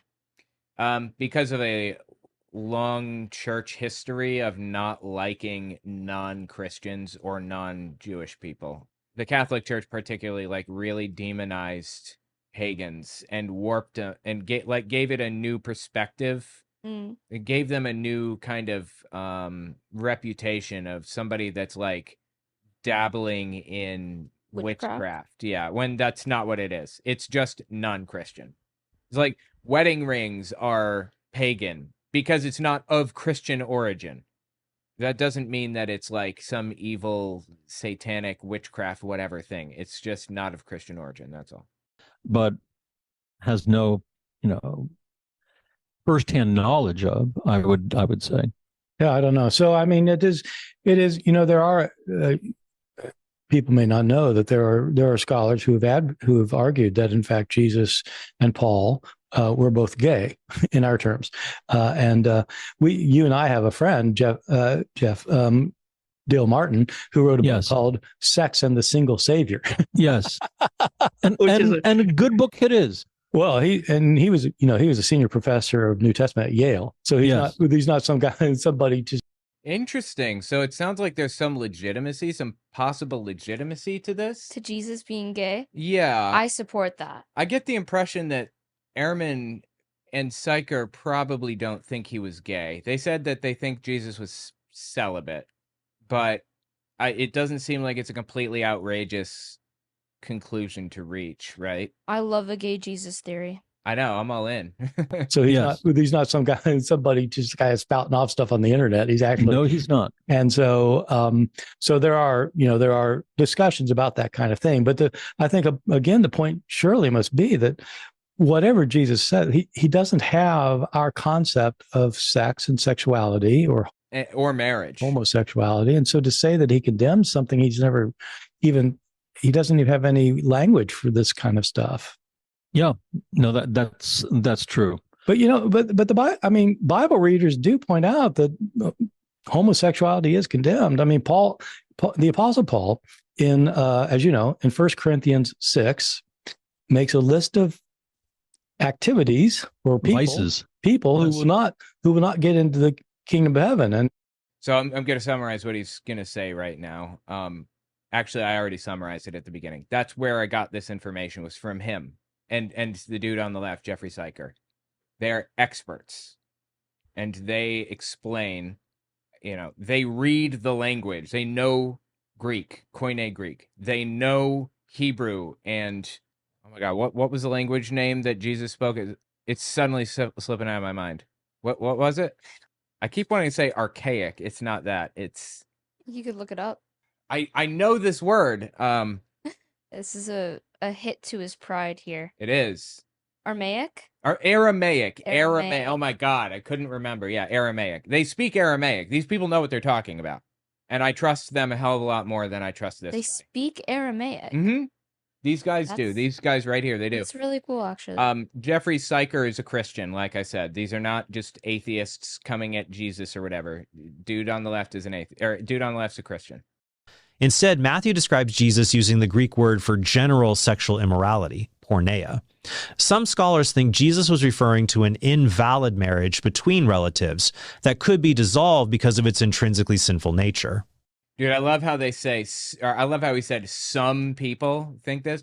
Who are these some people? Who is they? Are they in the room with us right now? You notice when these two guys right here mentioned opposing views, they specifically named the person that had those views and said he works at Harvard and everything. This guy's just throwing in random theys here and there. Or Jesus might have meant that a man can remarry if he divorced his wife during the period between the initial marriage ceremony and the marriage's consummation, which could be as long as a year in the ancient world. Okay, He doesn't know anything about marriage in the ancient world. He knows literally nothing. He's completely full of it. Again, marriage in the ancient world did not exist in the same context. Back then, it was all about procreation. Because of the reason of adultery. This would make sense for this. Yeah, dude's got, who is they? He's got a mouse in his pocket or something? I like that saying a lot. This variant of the verse to appear in Matthew's gospel, because Joseph considered doing just that in the beginning of Matthew's work, until an angel assured Joseph to take Mary as his wife into his home. Whatever the exception means, the parallel passage in the Gospel of Mark leaves no doubt as to Jesus' teaching about remarriage after divorce. He's just completely full of it here. This is what I mentioned earlier. This is in reference to Matthew 19 and Mark 10.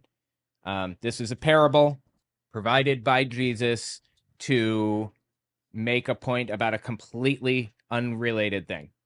Whoever divorces his wife and marries another commits adultery against her.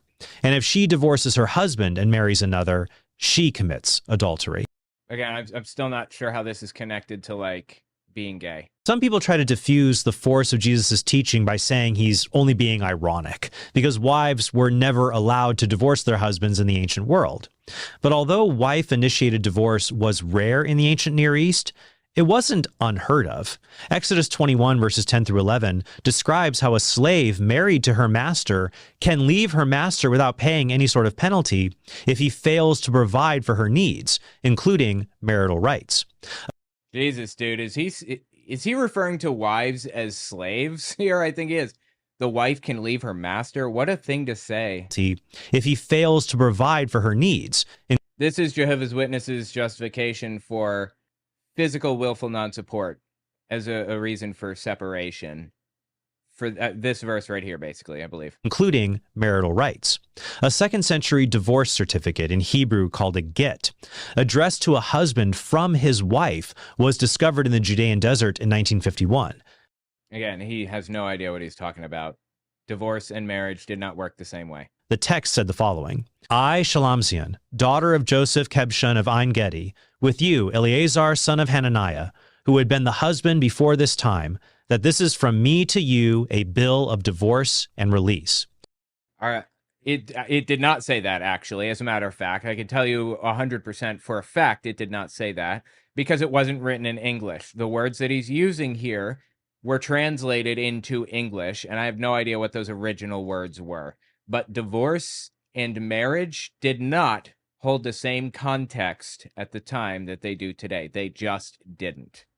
For this time, that this is from me to you a bill of divorce and release. It sounds more like it's talking about slave ownership and releasing a slave from captivity or whatever.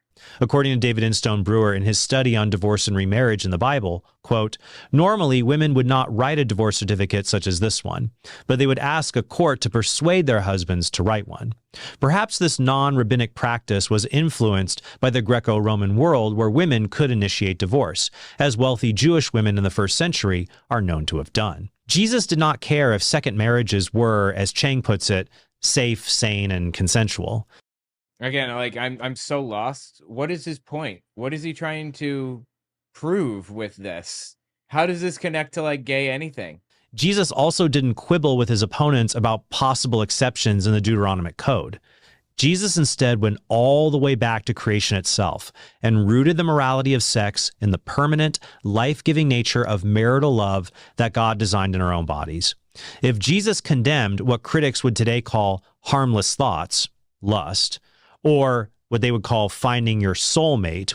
I'm sorry, somebody calls lust harmless thoughts? Who are you referring to? I'm gonna assume that this man is celibate, has never been divorced, doesn't support divorce, isn't friends with anyone like that, has never cheated on anyone, doesn't support anyone who's cheated on people. Oh, these people never live by their supposed values. Okay, so he says, look, the reason that I'm picking on this harmless thoughts thing is because these people like to stretch things just a little bit, just stretch it enough to try to make a point when the thing that they're stretching doesn't represent reality. Even if it's just a little bit out of whack, they use that as a foundation upon which to build this whole belief system. So who's he talking about that says that lust is just harmless thought? I think it's just harmless thoughts, but is he referring to something specific? Like, what's he going on about? Own bodies. If Jesus condemned what critics would today call harmless thoughts, what critics call it harmless thoughts, lust, or what they would call finding your soulmate, which is really adulterous remarriage. Does somebody refer to finding your soulmate, or does someone refer to adultery as finding your soulmate? Because if Jesus condemned these because they violated that permanent design found in the one flesh union that only exists between a man and a woman, then there is absolutely no way Jesus would have affirmed the use of our sexual organs outside of that marital context. Again, Jesus didn't understand marriage as we do at all. Then also nothing that he said connected to Jesus condemned being gay. No. Literally not a single thing he mentioned. He said, adulterous marriage is bad and lust is bad, but neither of those things connect to being gay. Yeah, I don't understand. I guess he's trying to say you can't, like, Jesus defined marriages between a man and a woman, which is incorrect. But he's saying that he defined it that way, so you can't get married to a man if you're a man, and you also can't commit, like, fornication or adultery. So he's trying to, in a roundabout way, kind of a little bit, like, weasel his way into claiming that Jesus supported, like, hetero marriage, I guess. within same-sex relationships. Finally, we don't know if Jesus never said anything about homosexuality. Oh, so you're just going to kind of claim that he did then, since we don't know if he said anything, right? I was actually there when Jesus was alive. He said a lot about homosexual marriages. None of it was bad because I was there. I would know. I was there. Actually, didn't Jesus come and visit Yeah. you the other night, and he told her that I had to be gay. yeah, it was a requirement. Yeah, he appeared in my room and said, if you're not gay, you're going to hell. So, I take that as a command, honestly. Yeah, I would so- follow that. Jesus said many things that are not recorded in Scripture. John 21:25 says, "But there are also many other things which Jesus did. Were every one of them to be written, I suppose that the world itself could not contain the books that would be written." When St. Paul was in Ephesus, he spoke to the elders of the churches there, exhorting them to provide for the needs of the church in Jerusalem. He then said to them, "In all things I have shown you that by so toiling one must help the weak, remembering the words of the Lord Jesus, how he said, 'It is more blessed to give than to receive,'" Acts 20:35. Even though Paul That's what she said. No, that's actually I know, I'll just leave it at that. It is more blessed to give than to receive, Acts 20:35. Even though Paul relates this saying of Jesus in a way that suggests it was well known, that saying is not recorded in the Gospels. This is one indication So he's pretending that Jesus said it, even though he has no evidence for it at all. Okay. how some of Jesus' teachings were not written in the accounts of his life, but were passed down through other means, including unwritten ones that we call sacred tradition. Oh my God, he's doing the old Pharisee thing where they said that they had God's blessing because they were following the culture that he passed down. Yeah, doesn't surprise me considering the fact that this channel is apparently called Catholic Answers. No, it's called the Council of Trent, but there's a Catholic Answers watermark in the bottom corner there. That's weird. Maybe you changed the channel name? That could be, but the point is, Pharisees believed that they uniquely had God's blessing and favor because they fulfilled or followed the oral commandments. And Catholicism also believes that they are special because they follow the oral commandments or the cultural expectations passed down through generations. And Catholicism believes that it has existed. They think that Peter from the Bible was the first pope. So they think that they have an entirely unbroken line of popes from Peter onward. It's not true. The first pope was really, I don't know, coronated or whatever you call it, in 538 CE, 1500 years ago or somewhere in there. So If I have an isolated group and teach them that you have to be gay for like 1,000 years, do you think in 1,000 years they'll be making similar content saying, well, we follow the tradition of being gay, therefore we're better than you? Think I could do that? I wondered. I think that people can basically like make any rule out of anything. Racism is not inherent. It's not built into people. It's learned through people that want something, right? And in that context, I think you can probably use any of these things against people and get them to believe or do this thing or that thing or whatever. But there are real feelings that go along with a lot of this, like with abortion, like I said earlier. Abortion has real feelings that come along with it, and that's going to affect the way that people are going to act. So I don't know. I guess it could become an elite club, being gay. If you tried, I think I could make that happen, maybe. Homophobia is also taught just like racism is, and I know that because I grew up in a really homophobic area, and I have convinced the only people in my family who are important to me that being homophobic is wrong. I agree. Although I think homophobia is a little bit different in that there is an actual like feeling, an actual reaction that like gay people have toward watching straight people kiss. There is an actual feeling that people have where they're like, "Oh God, no, I don't want that. That's not something that I'm into at all." I'm starting a gay cult. Okay, yeah, I can see the chat is, you know, Chat agrees. Chat going wants to on join. this. Okay. Okay. Sounds Everyone good. in chat can join my gay cult. You don't have to be gay. You just have to really like gay people. That works. And also hate straight people. Yeah. They're evil. All straight people need to burn. Exactly. Even if you're in the cult and straight, still gotta burn. Sorry, Yeah, it's you the have rules. a lot of self-hate going on, right? Okay. Jesus told me. Okay. Granted, there's no sacred tradition that describes specific words of Jesus that are not also recorded in Scripture. But what matters is what Jesus taught about homosexuality, not the specific words he may have said on the matter. And since there is an unbroken tradition of Christians condemning same-sex behavior from the very beginning of the church's history. See, this is what I'm saying. He thinks that he thinks that he's part of a tradition that's existed since St. Peter. Mm-hmm. It's just nonsense. Catholicism didn't take over until the Catholicost, that's what it's called, Catholic takeover, around 500. Before that, it was Orthodoxy, for a few hundred years before it. We can safely conclude this tradition comes from Jesus himself. And check out the link in the description below where I engage those who claim the tradition is not unbroken and that the medieval church sanctioned same-sex weddings. It would be bizarre if Jesus approved of homosexual behavior only to have all of his followers teach the opposite. Yeah, but his followers don't teach the opposite.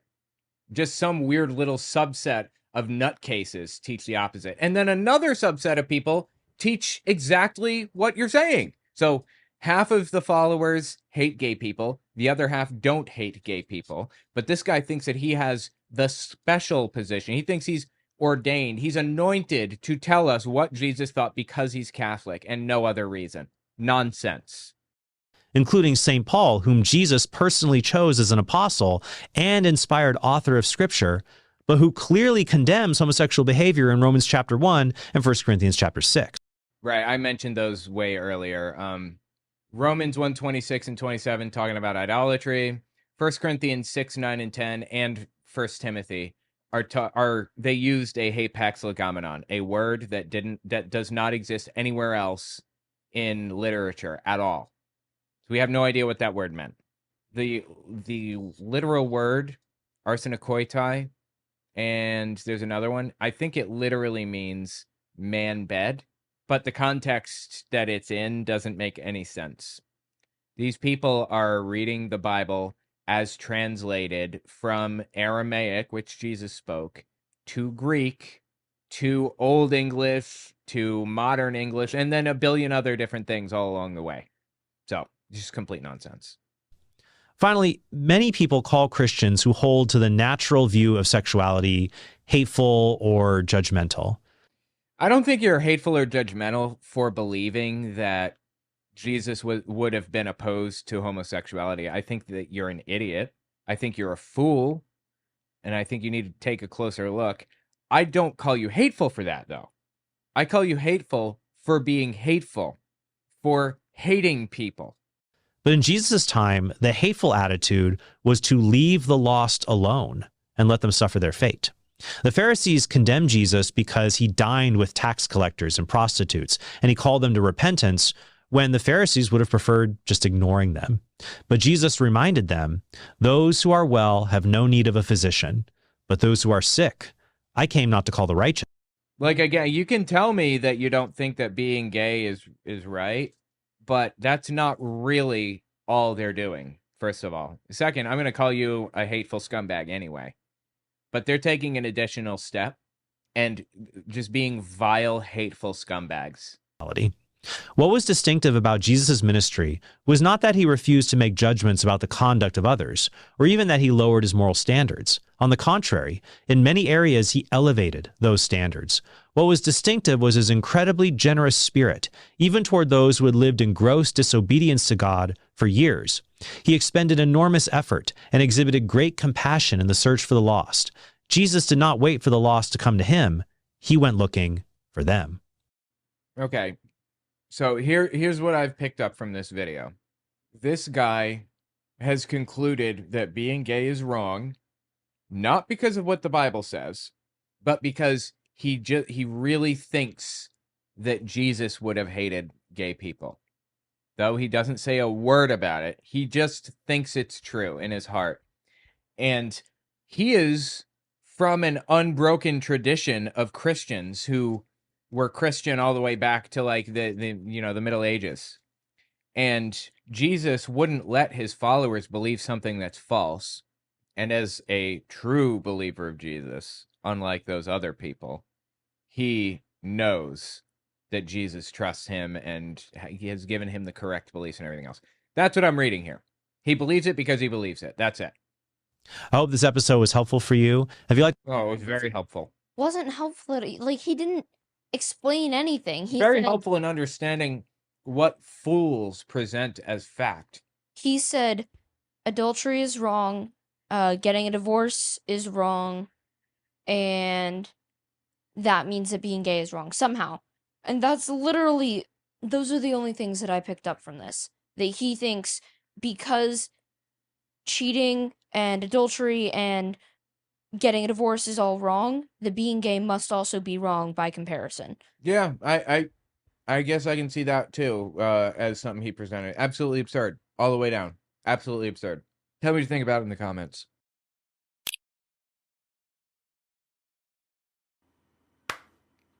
This guy's about to argue with us that being gay is wrong according to Jesus. And I'm here to argue that he's completely full of it.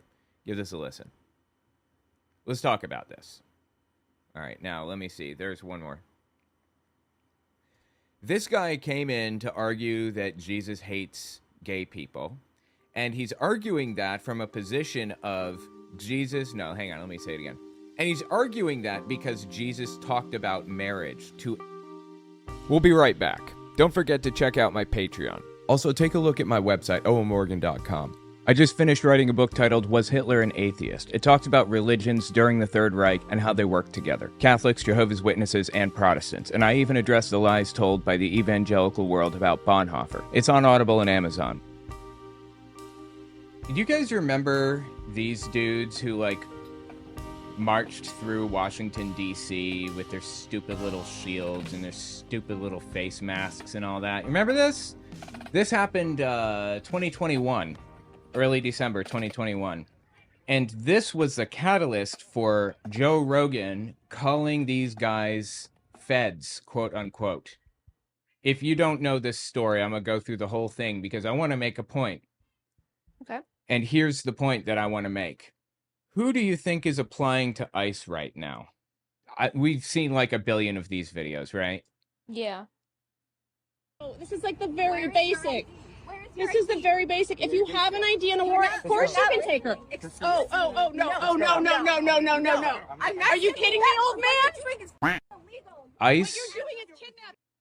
in like, you know, with these face coverings and glasses and everything and hats, covering their faces, protecting their anonymity. Now, who does this seem like? Who does this look like exactly? Does this look anything like those quote unquote feds that people were talking about? They have full face coverings and sunglasses. I haven't seen that clip, actually. Does it look familiar to anybody? Is it ringing any bells? This is who is applying to work for ICE. These guys. Now, if you don't know Patriot Front, let me introduce you. They are fascist, and I don't say that as an insult. I simply say it as a fact. Their logo is a fascist logo. Like this right here, this is the symbol of fascism. The symbol of fascism, the fascist party in Italy, where it was invented by Mussolini, was an axe surrounded by a bundle of sticks. Because the sticks are protecting the axe is protecting the sticks. That's kind of the idea. And this is just an axe, I guess, no sticks.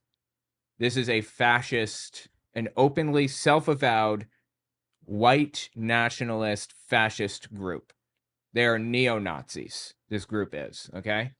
And Joe Rogan, a while back, when that one video came out of them, Joe Rogan commented on it. How come they're all wearing the same clothes? Do that again. What the f is this? Have you ever seen anything that looks more like feds? Tell me that doesn't look like feds.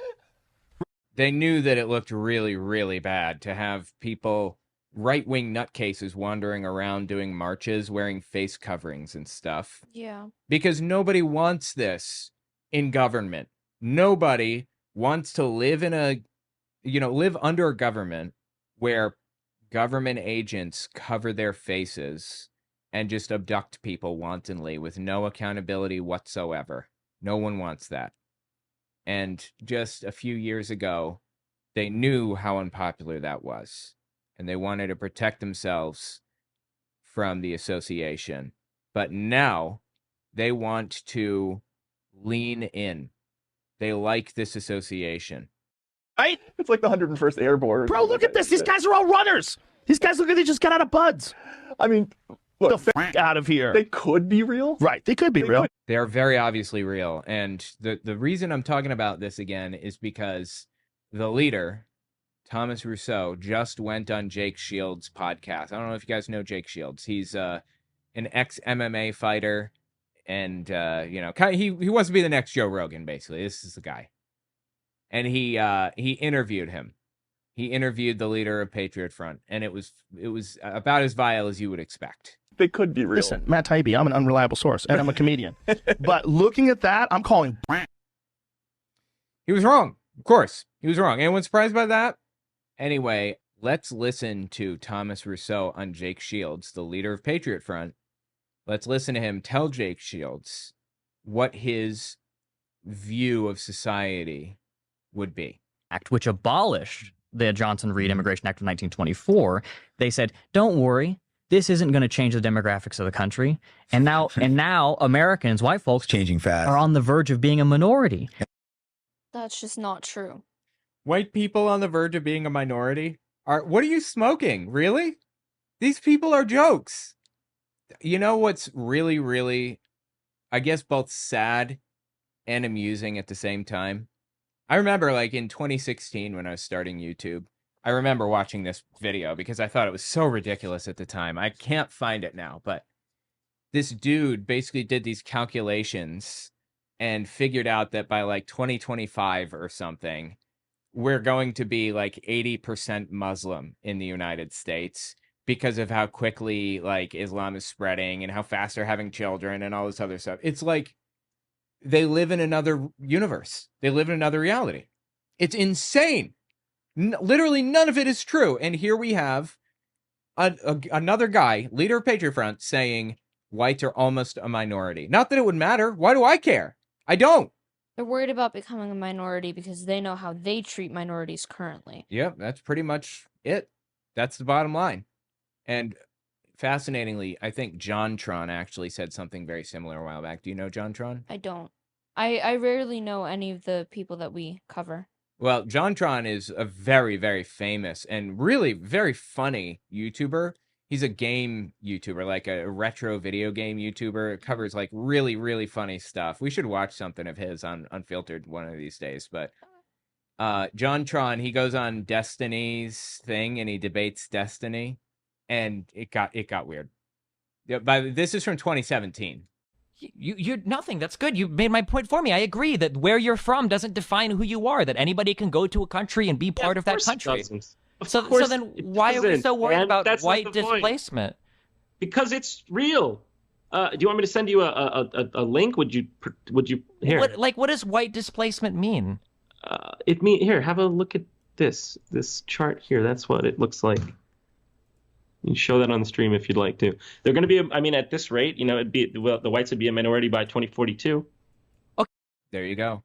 Whites will be a minority by 2042. It's just delusion. They live in another reality. There was never a risk of that. And anyway, who cares? Okay, but what I'm asking is, why does it matter if a certain skin color is a minority? Because you and people of your ilk would freak out had the situation been flipped. I don't know what that means. Had the situation been flipped? I mean, this is what I'm talking about.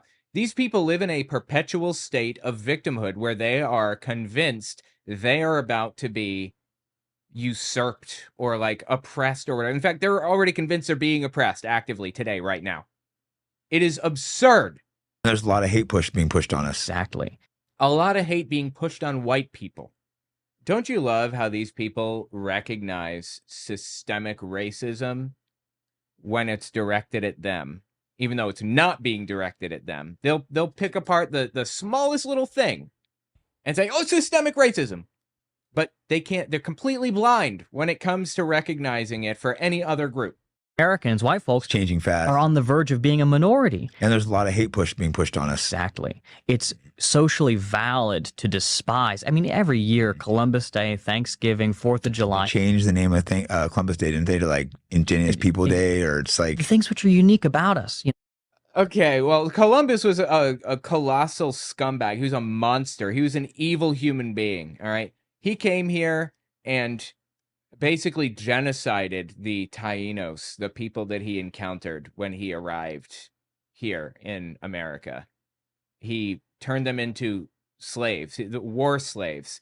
He forced them to mine gold, and if they didn't have a quota, each individual, at the end of the week, he would cut off their arm or their leg or whatever. They didn't have it again. Next time, he'd cut off another. I don't have a problem with people like choosing to use a different name for Columbus Day. I don't care either way. But he's saying Columbus should be honored, respected, and loved. Holy Christ. Columbus very specifically is not the kind of person you want to be represented by. Like, not well, he wants to be, which is like so mind-blowing to me. You're saying? That's just because he's crazy. That's because he's on a power trip. But if schools actually taught what Columbus did, then no one would want to call it Columbus Day. But most schools don't, and the people who know what Columbus did just pretend he wasn't terrible. That way they can have whatever celebration they want, and they can feel powerful, high and mighty. Honestly, I don't care if you want to celebrate Columbus Day, like, go nuts. But he's complaining about people recognizing what an evil human being Columbus was. And I just want to point this out. It wasn't one of those things where, well, you know, it was a different time and the people at the time viewed things differently, you know, like your racist grandma. Well, they just used to say the N-word back then. It's not like that, okay? Columbus was a monster then, and he's a monster now. But whatever. Unique about us, you know, and just... What's unique about us, he said. Taking away what's unique. Slave ownership? Murdering, genociding a whole group of people? Just, I mean, God. About us, you know, and just, you know, being a white person is seen, you know, just being of and who we are, it's seen as being something which is despicable. It's seen as something that you can be attacked for, you know, and then you have all of the legislation with entitlements or, you know, hate crime charges. Okay. What he said there about being white is viewed as despicable. This kind of goes back to people using the term white pride versus using the term black pride or gay pride or whatever. Why is it okay to say gay pride but not white pride? The answer is because the concept of being white in the United States has a very narrow, specific purpose, understanding, scope. Whiteness, the state of being white, as defined by like the KKK, changed from year to year. Irish people were not viewed as white for a while. They were called white N-words. You know, a lot of being white is an exclusive group, and only the people inside the group can determine who gets to be in and who doesn't. And it's been that way since forever. White is not an ethnicity. Irish is an ethnicity. German is an ethnicity or a race or whatever. You know, Germanic or Celts, I guess. You know, British. You can have British pride. You can have German pride. You can have Irish pride. But white pride, whiteness like that, has only ever existed in the United States as a means to, or as a position to hold people down, to oppress people, to control people. You want to be proud of your German heritage, go nuts. Nobody cares. You want to be proud of being white, the thing associated, the thing it is most famous for is racism, hatred, bigotry, and slavery. Entitlements or hate crime charges. They're only thrown one way. They're never. So, I'm sorry, one more thing here. I'm not ashamed of being light-skinned at all, obviously. And I'm not actually ashamed of, like, being white either. I would be ashamed of associating myself with quote-unquote whiteness the way that the KKK or this guy defines it. Again, there's no difference between this guy, Thomas Rousseau, leader of Patriot Front, and the KKK. They are identical ideologies. They're never getting against like black people or that. It's only people. Yeah. If you're a black person or Jewish, you don't get him charged against you. But if a black person attacks me, he's not going to get charged. Absolutely. Even if he calls me like cracker, I had some black guy insulting my race and I beat him up and then he pressed charges on me. Oh, please. Okay. Yeah. Did you hear what he just described? He says, guy insults me. I beat him up. I get charged. Yes, that's how it works. You can't just like attack somebody for the words that they use. That's not how this works in this country. Oh my God. Yeah, like in Waukesha, Wisconsin, where a black man had made public statements about hating white people and wanting to kill them. And yeah, I don't know what he's talking about, but he's absolutely 100% making some of this up. Without even knowing what he's even referring to, I know that this guy professionally lies for a living. Do you know where he came from? He is... You guys remember the Charlottesville rally forever ago where Donald Trump said, they're good people on both sides, or whatever? That group that did the Nazi march that said the Jews will not replace us was a group called Vanguard America. Thomas Rousseau was the Texas chapter leader of that group, and he was there in Charlottesville. He was one of those people carrying the tiki torches saying Jews will not replace us. And one day, shortly after that, he basically did a hostile takeover of the group Vanguard America and renamed it to Patriot Front. The original owner woke up one day and saw that his Discord account had been removed as the moderator of their Discord and everything, and he had nothing. It was all taken away and renamed. So this guy did a hostile takeover of Vanguard America, renamed it to Patriot Front. That's the origins of this group and this guy. what does he do? He goes and kills a bunch of white people. By any measure, that's a hate crime. Yeah, obviously. And of course, I'm against anybody who goes out and attacks innocent people. It's not controversial to say. Yeah. And maybe I could even be against hate crime legislation as it is. I think all of it should be wiped out. A crime Exactly. I don't think hate crime should exist because all crimes are a crime of hate. But if you're going to have all crime is a crime of hate. Okay, I don't even want to dive into this, but that was a stupid thing to say. He's about to argue that everyone should be able to hate crime everyone equally. Mm-hmm. It's a crime of hate. But if you're going to have it, it should be unanimous. I 100% agree with you. Equality before the law is a huge thing in this country. Hate crimes are given out equally or fairly or whatever. What kind of a delusional fantasy land does this guy live in that he thinks that white people are being mistreated in the United States, really? And you see how it breaks down when you try to shove the whole world into our constitutional barriers. Even illegal immigrants, they come over and they treat them like they have constitutional rights. Wow, dude. Oh my God. One more time. Wow, that is fascinating. He says, see how it breaks down when you try to shove the whole world into our constitutional barriers. You see how it all breaks down when everybody gets constitutional rights. What an insane thing to say. Everybody is protected under our Constitution, not just U.S. citizens. It was written specifically and intentionally for that purpose. The Constitution was. It doesn't say citizens, it says people. If you're in the United States jurisdiction, you're protected by the Constitution. That means like on a military base in the Middle East or whatever. Wherever U.S. enforcement is, they're protected by the Constitution. And the Declaration of Independence many years ago, when it was written, it said that our rights were granted by God. The reason it said that was not to associate it with religion, because the guy that wrote it was not particularly religious. The point that was, attempting to be made with that line in the Declaration of Independence is that our rights come from outside of government. It's not something that can be granted by government because government does not grant it in the first place. Government doesn't give you these rights. They come from outside government, and government is being restricted from violating those rights. In other constitutions, historically, government has granted the people the right to due process, for example. They wanted to reframe it into something where people had these automatically, and that's just what it is, and government has no place to take it away. So anyway, what this guy is saying is a complete bastardization and complete twist of the way that the Constitution was created, the intent behind it, and everything. And it is absolutely disgusting. The Constitution argues for natural rights, which means if you are alive, you have the right to this, this, and this.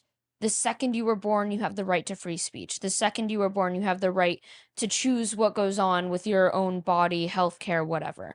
For example. Is that what natural rights are? Tell me about it.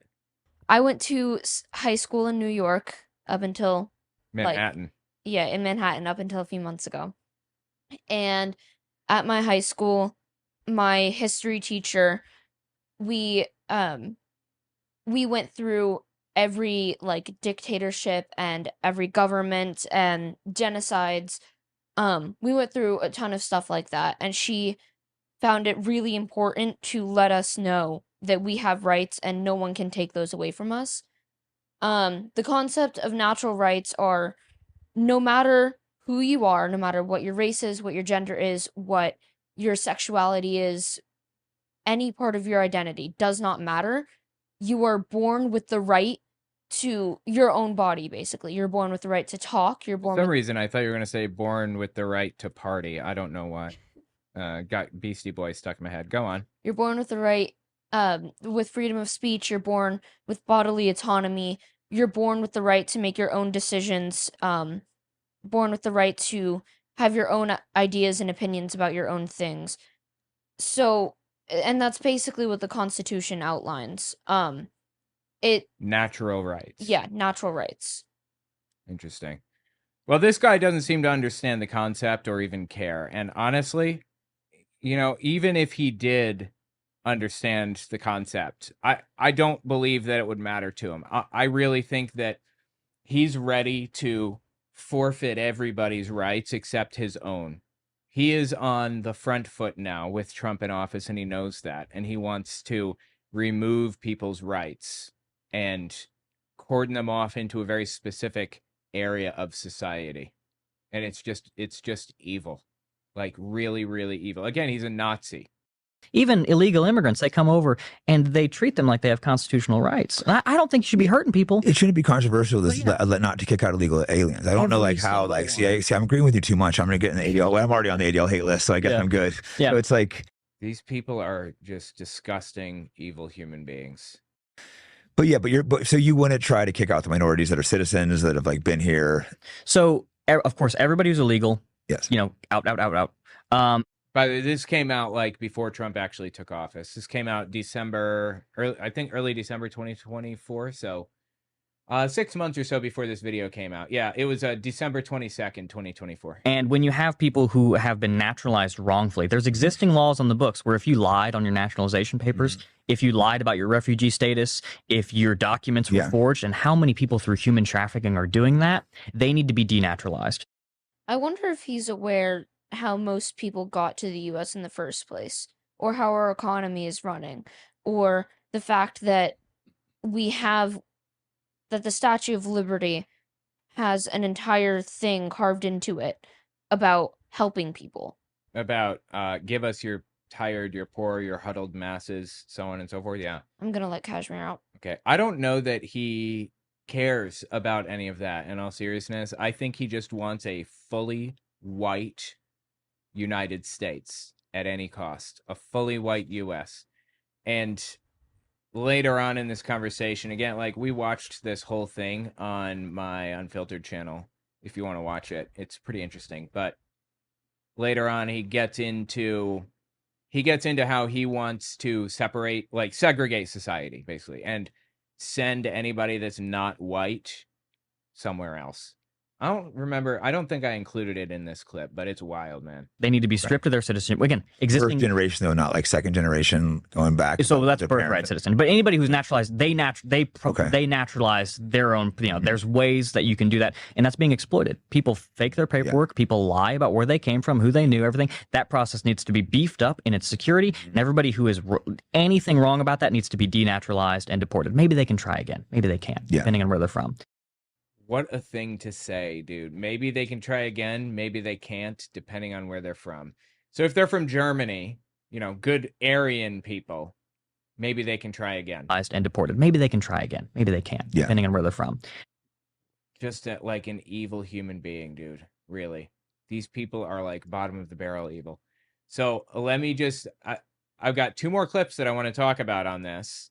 First, I want to watch this 90-year-old Holocaust survivor talk about what ICE is doing right now.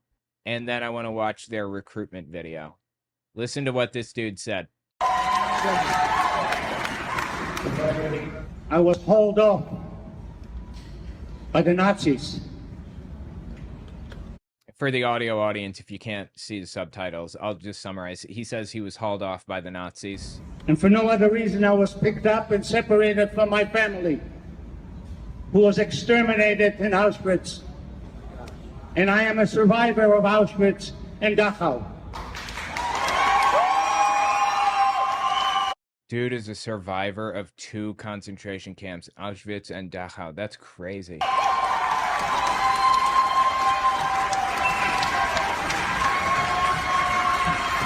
I spent 5.5 years in concentration camps. 5.5 years at concentration camps. The average lifespan of the worst ones, I think, was 4 months. If you showed up and you became a prisoner, it was like 4 months. Some people showed up and they were immediately just brought to the chambers and killed. So I guess he was a prisoner in these places. Some of them were 5 years was the average lifespan, but some people made it all the way through.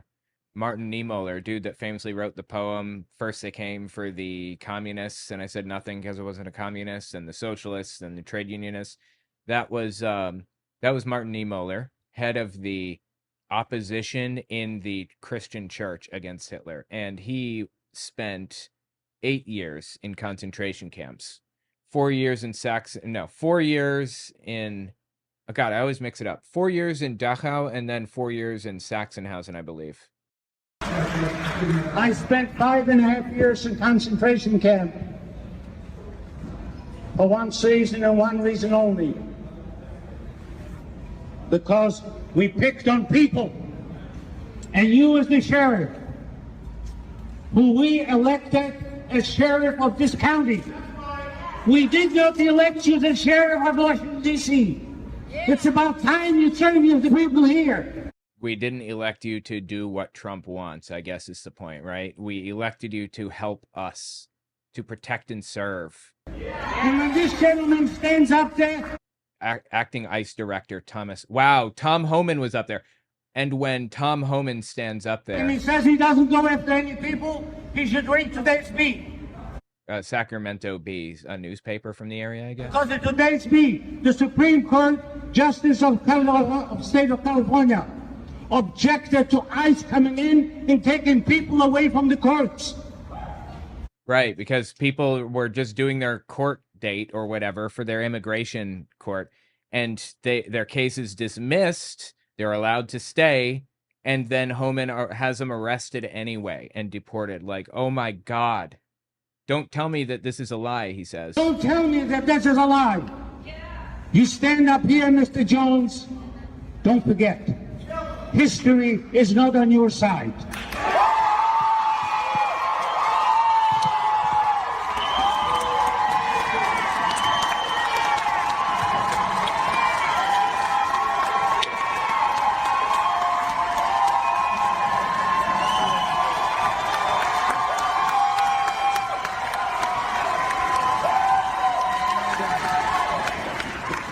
Literally a concentration camp survivor.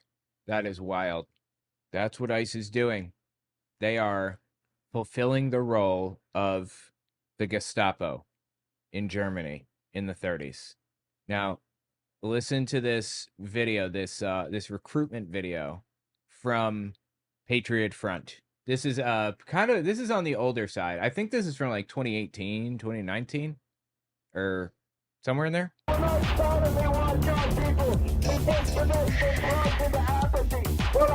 We will not silently watch our people be dispossessed and drugged into apathy while our homeland is destroyed.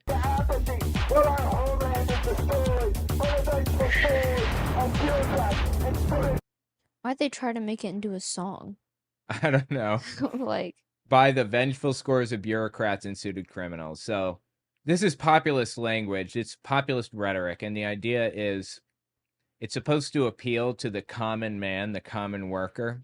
And that's why the Nazis were called National Socialists, or social nationalists would be another way to refer to them. Because they were nationalists. They were absolutely out of their heads drunk on German juice. And they were also quote-unquote socialists, which at that time and place really just meant they were in favor of social programs like pension programs for like older people, like Social Security, universal health care, and things like that, homeless shelters, working for the common man, for the common worker, the blue-collar worker. And Hitler appealed to those people, the quote-unquote uneducated. You know, he loved the poorly educated. The rednecks, the hillbillies, the blue-collar workers are the types of people that fall for populist language. When people that use it, like Hitler, Trump, these people here, don't care about blue-collar workers. They are 100% ready to step on their faces to get to where they want to be. The difference is, I believe in blue-collar workers' well-being. I believe in building the middle class. I agree with what they say on this at its face. The problem is there's a difference in our solutions to these problems, and there's a difference in why these are issues. So they'll talk about like Purdue Pharmaceuticals taking advantage of people. My problem with that is that they're raising prices through the roof and charging us way more than even Canada is paying for the exact same medicines from the exact same company. Their problem is that they're trying to pump us full of vaccines that are trying to brainwash us and all this other stupid stuff. My solution to this is to regulate the costs that these pharmaceutical companies are allowed to charge. Their solution to this is to replace the owners with, like, you know, right-wing extremists, nationalize it, take control of the entire movement. Their complaints are based on fiction, and their solutions are completely different than ours. So don't fall for the populist rhetoric that they're giving us here.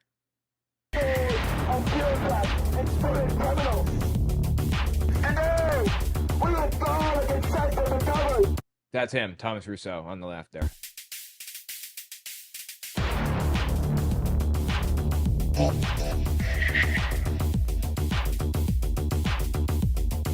Behind me is Purdue Pharmaceuticals, the slaughterhouse where America's future is butchered for profit. Populist language. And if you look closely, you'll see they're throwing signs over other signs. Black Lives Matter billboard covered up with "The United States is no longer America," or "no longer of America. Now we are on our own." patriotfront.us. Jesus, dude. Profit. Let no man who serves this tyranny call himself American. Will not be a bargaining chip. What are they considering to be tyranny, slaughterhouse, we're on our own? What are they referring to when they refer to this? I mean,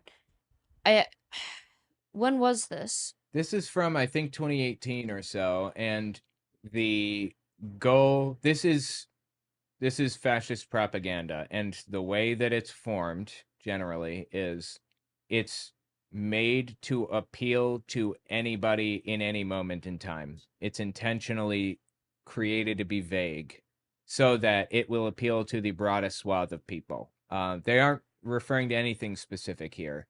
They're showing like single instances of certain things but they don't really want anybody to get any specific ideas, because taking hard stands on any specific thing will isolate people, basically. That's how they propagandize. It's really very masterful, actually. Everything that they do in this video just makes it look like it's from a dystopian movie. Oh yeah, of course. Yeah, and that's intentional too. They're raiding things and whatnot. They have masks over their face. It looks like something from what's it called? The Purge. Yeah, totally. And as you'll see in a minute, they also have fighting scenes. That's another piece of fascist propaganda. Toughness, fighting. You know, they always want to portray themselves as like alpha males, if you will. Tyranny, brutality, and tyranny. Yep. Well, mounting a bargaining chip in some plutocratic project to be discarded once the plot is over. We demand justice! Those who speak out find themselves ensnared under the corporate gangsters. There's an anarchist book fair inside this building. An anarchist book fair inside this building. Okay. What does that even mean? I don't know. I don't know what they're talking about. An anarchist book fair, but who cares? The bottom line is they're not in favor of free speech. I only go to anarchist book fairs. I know. Well, sometimes I go to gay book fairs. Well, that's my second favorite. Right. This building. So long as we live, the enemies of our people will not stand unopposed. The enemies of our people, of course, being Mexicans. Really. The virus killed our nation's youth divided. And there's all, you know, this is all the toughness propaganda, all the fighting propaganda that they're showing us. So tough. Real alpha males here, huh? They just showed an obstacle course. Yeah, I saw. Like, I completed that as a kid. That's so funny. Yeah. Real tough, guys. Good job. Look at them going over the monkey bars. How strong they must be. Right.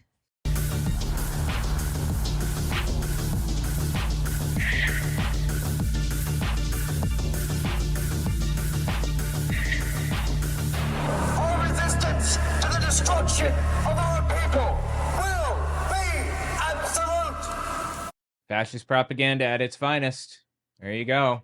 And one more thing I want to show you guys that I found kind of fascinating. I lived in Milton, West Virginia for many years, and I got this little flyer thrown at my door overnight. Everybody did, all the way down the block, in the entire little grid, the whole little town there. It's a sundown town.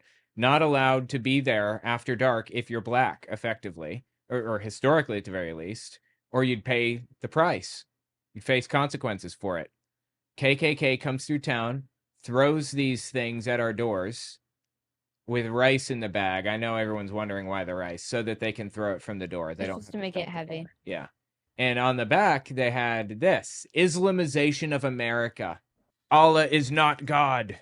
Allah literally means God, by the way. It does. The exact same person, just in a different language. These poor dumb fools. Nobody ever accused them of being the sharpest bulbs in the box, if you will.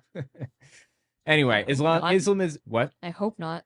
Islamization of America. In 1996, Bill Clinton became the first U.S. president to hold an Eid al-Fitr dinner at the White House to celebrate the end of Ramadan. Like, I went through this whole thing and found that, like, the whole thing was just complete lies. It was all lies all the way down. But the bottom line is, these people are the KKK, effectively. The KKK is alive and well in the United States and has been for a very long time. They're the KKK. They are the people applying for ICE. We've got to be aware of who these people are and what they're doing so that we can fight against it. Tell me what you think in the comments. That's all I've got for you. If you like what I do and you want to see me continue to do it, don't forget to check me out on Patreon. I just finished writing a book titled Was Hitler an Atheist? It talks about religions during the Third Reich and how they work together. Catholics, Jehovah's Witnesses, and Protestants. And I even address the lies told by the evangelical world about Bonhoeffer. It's on Audible and Amazon. Okay, thanks for watching, guys.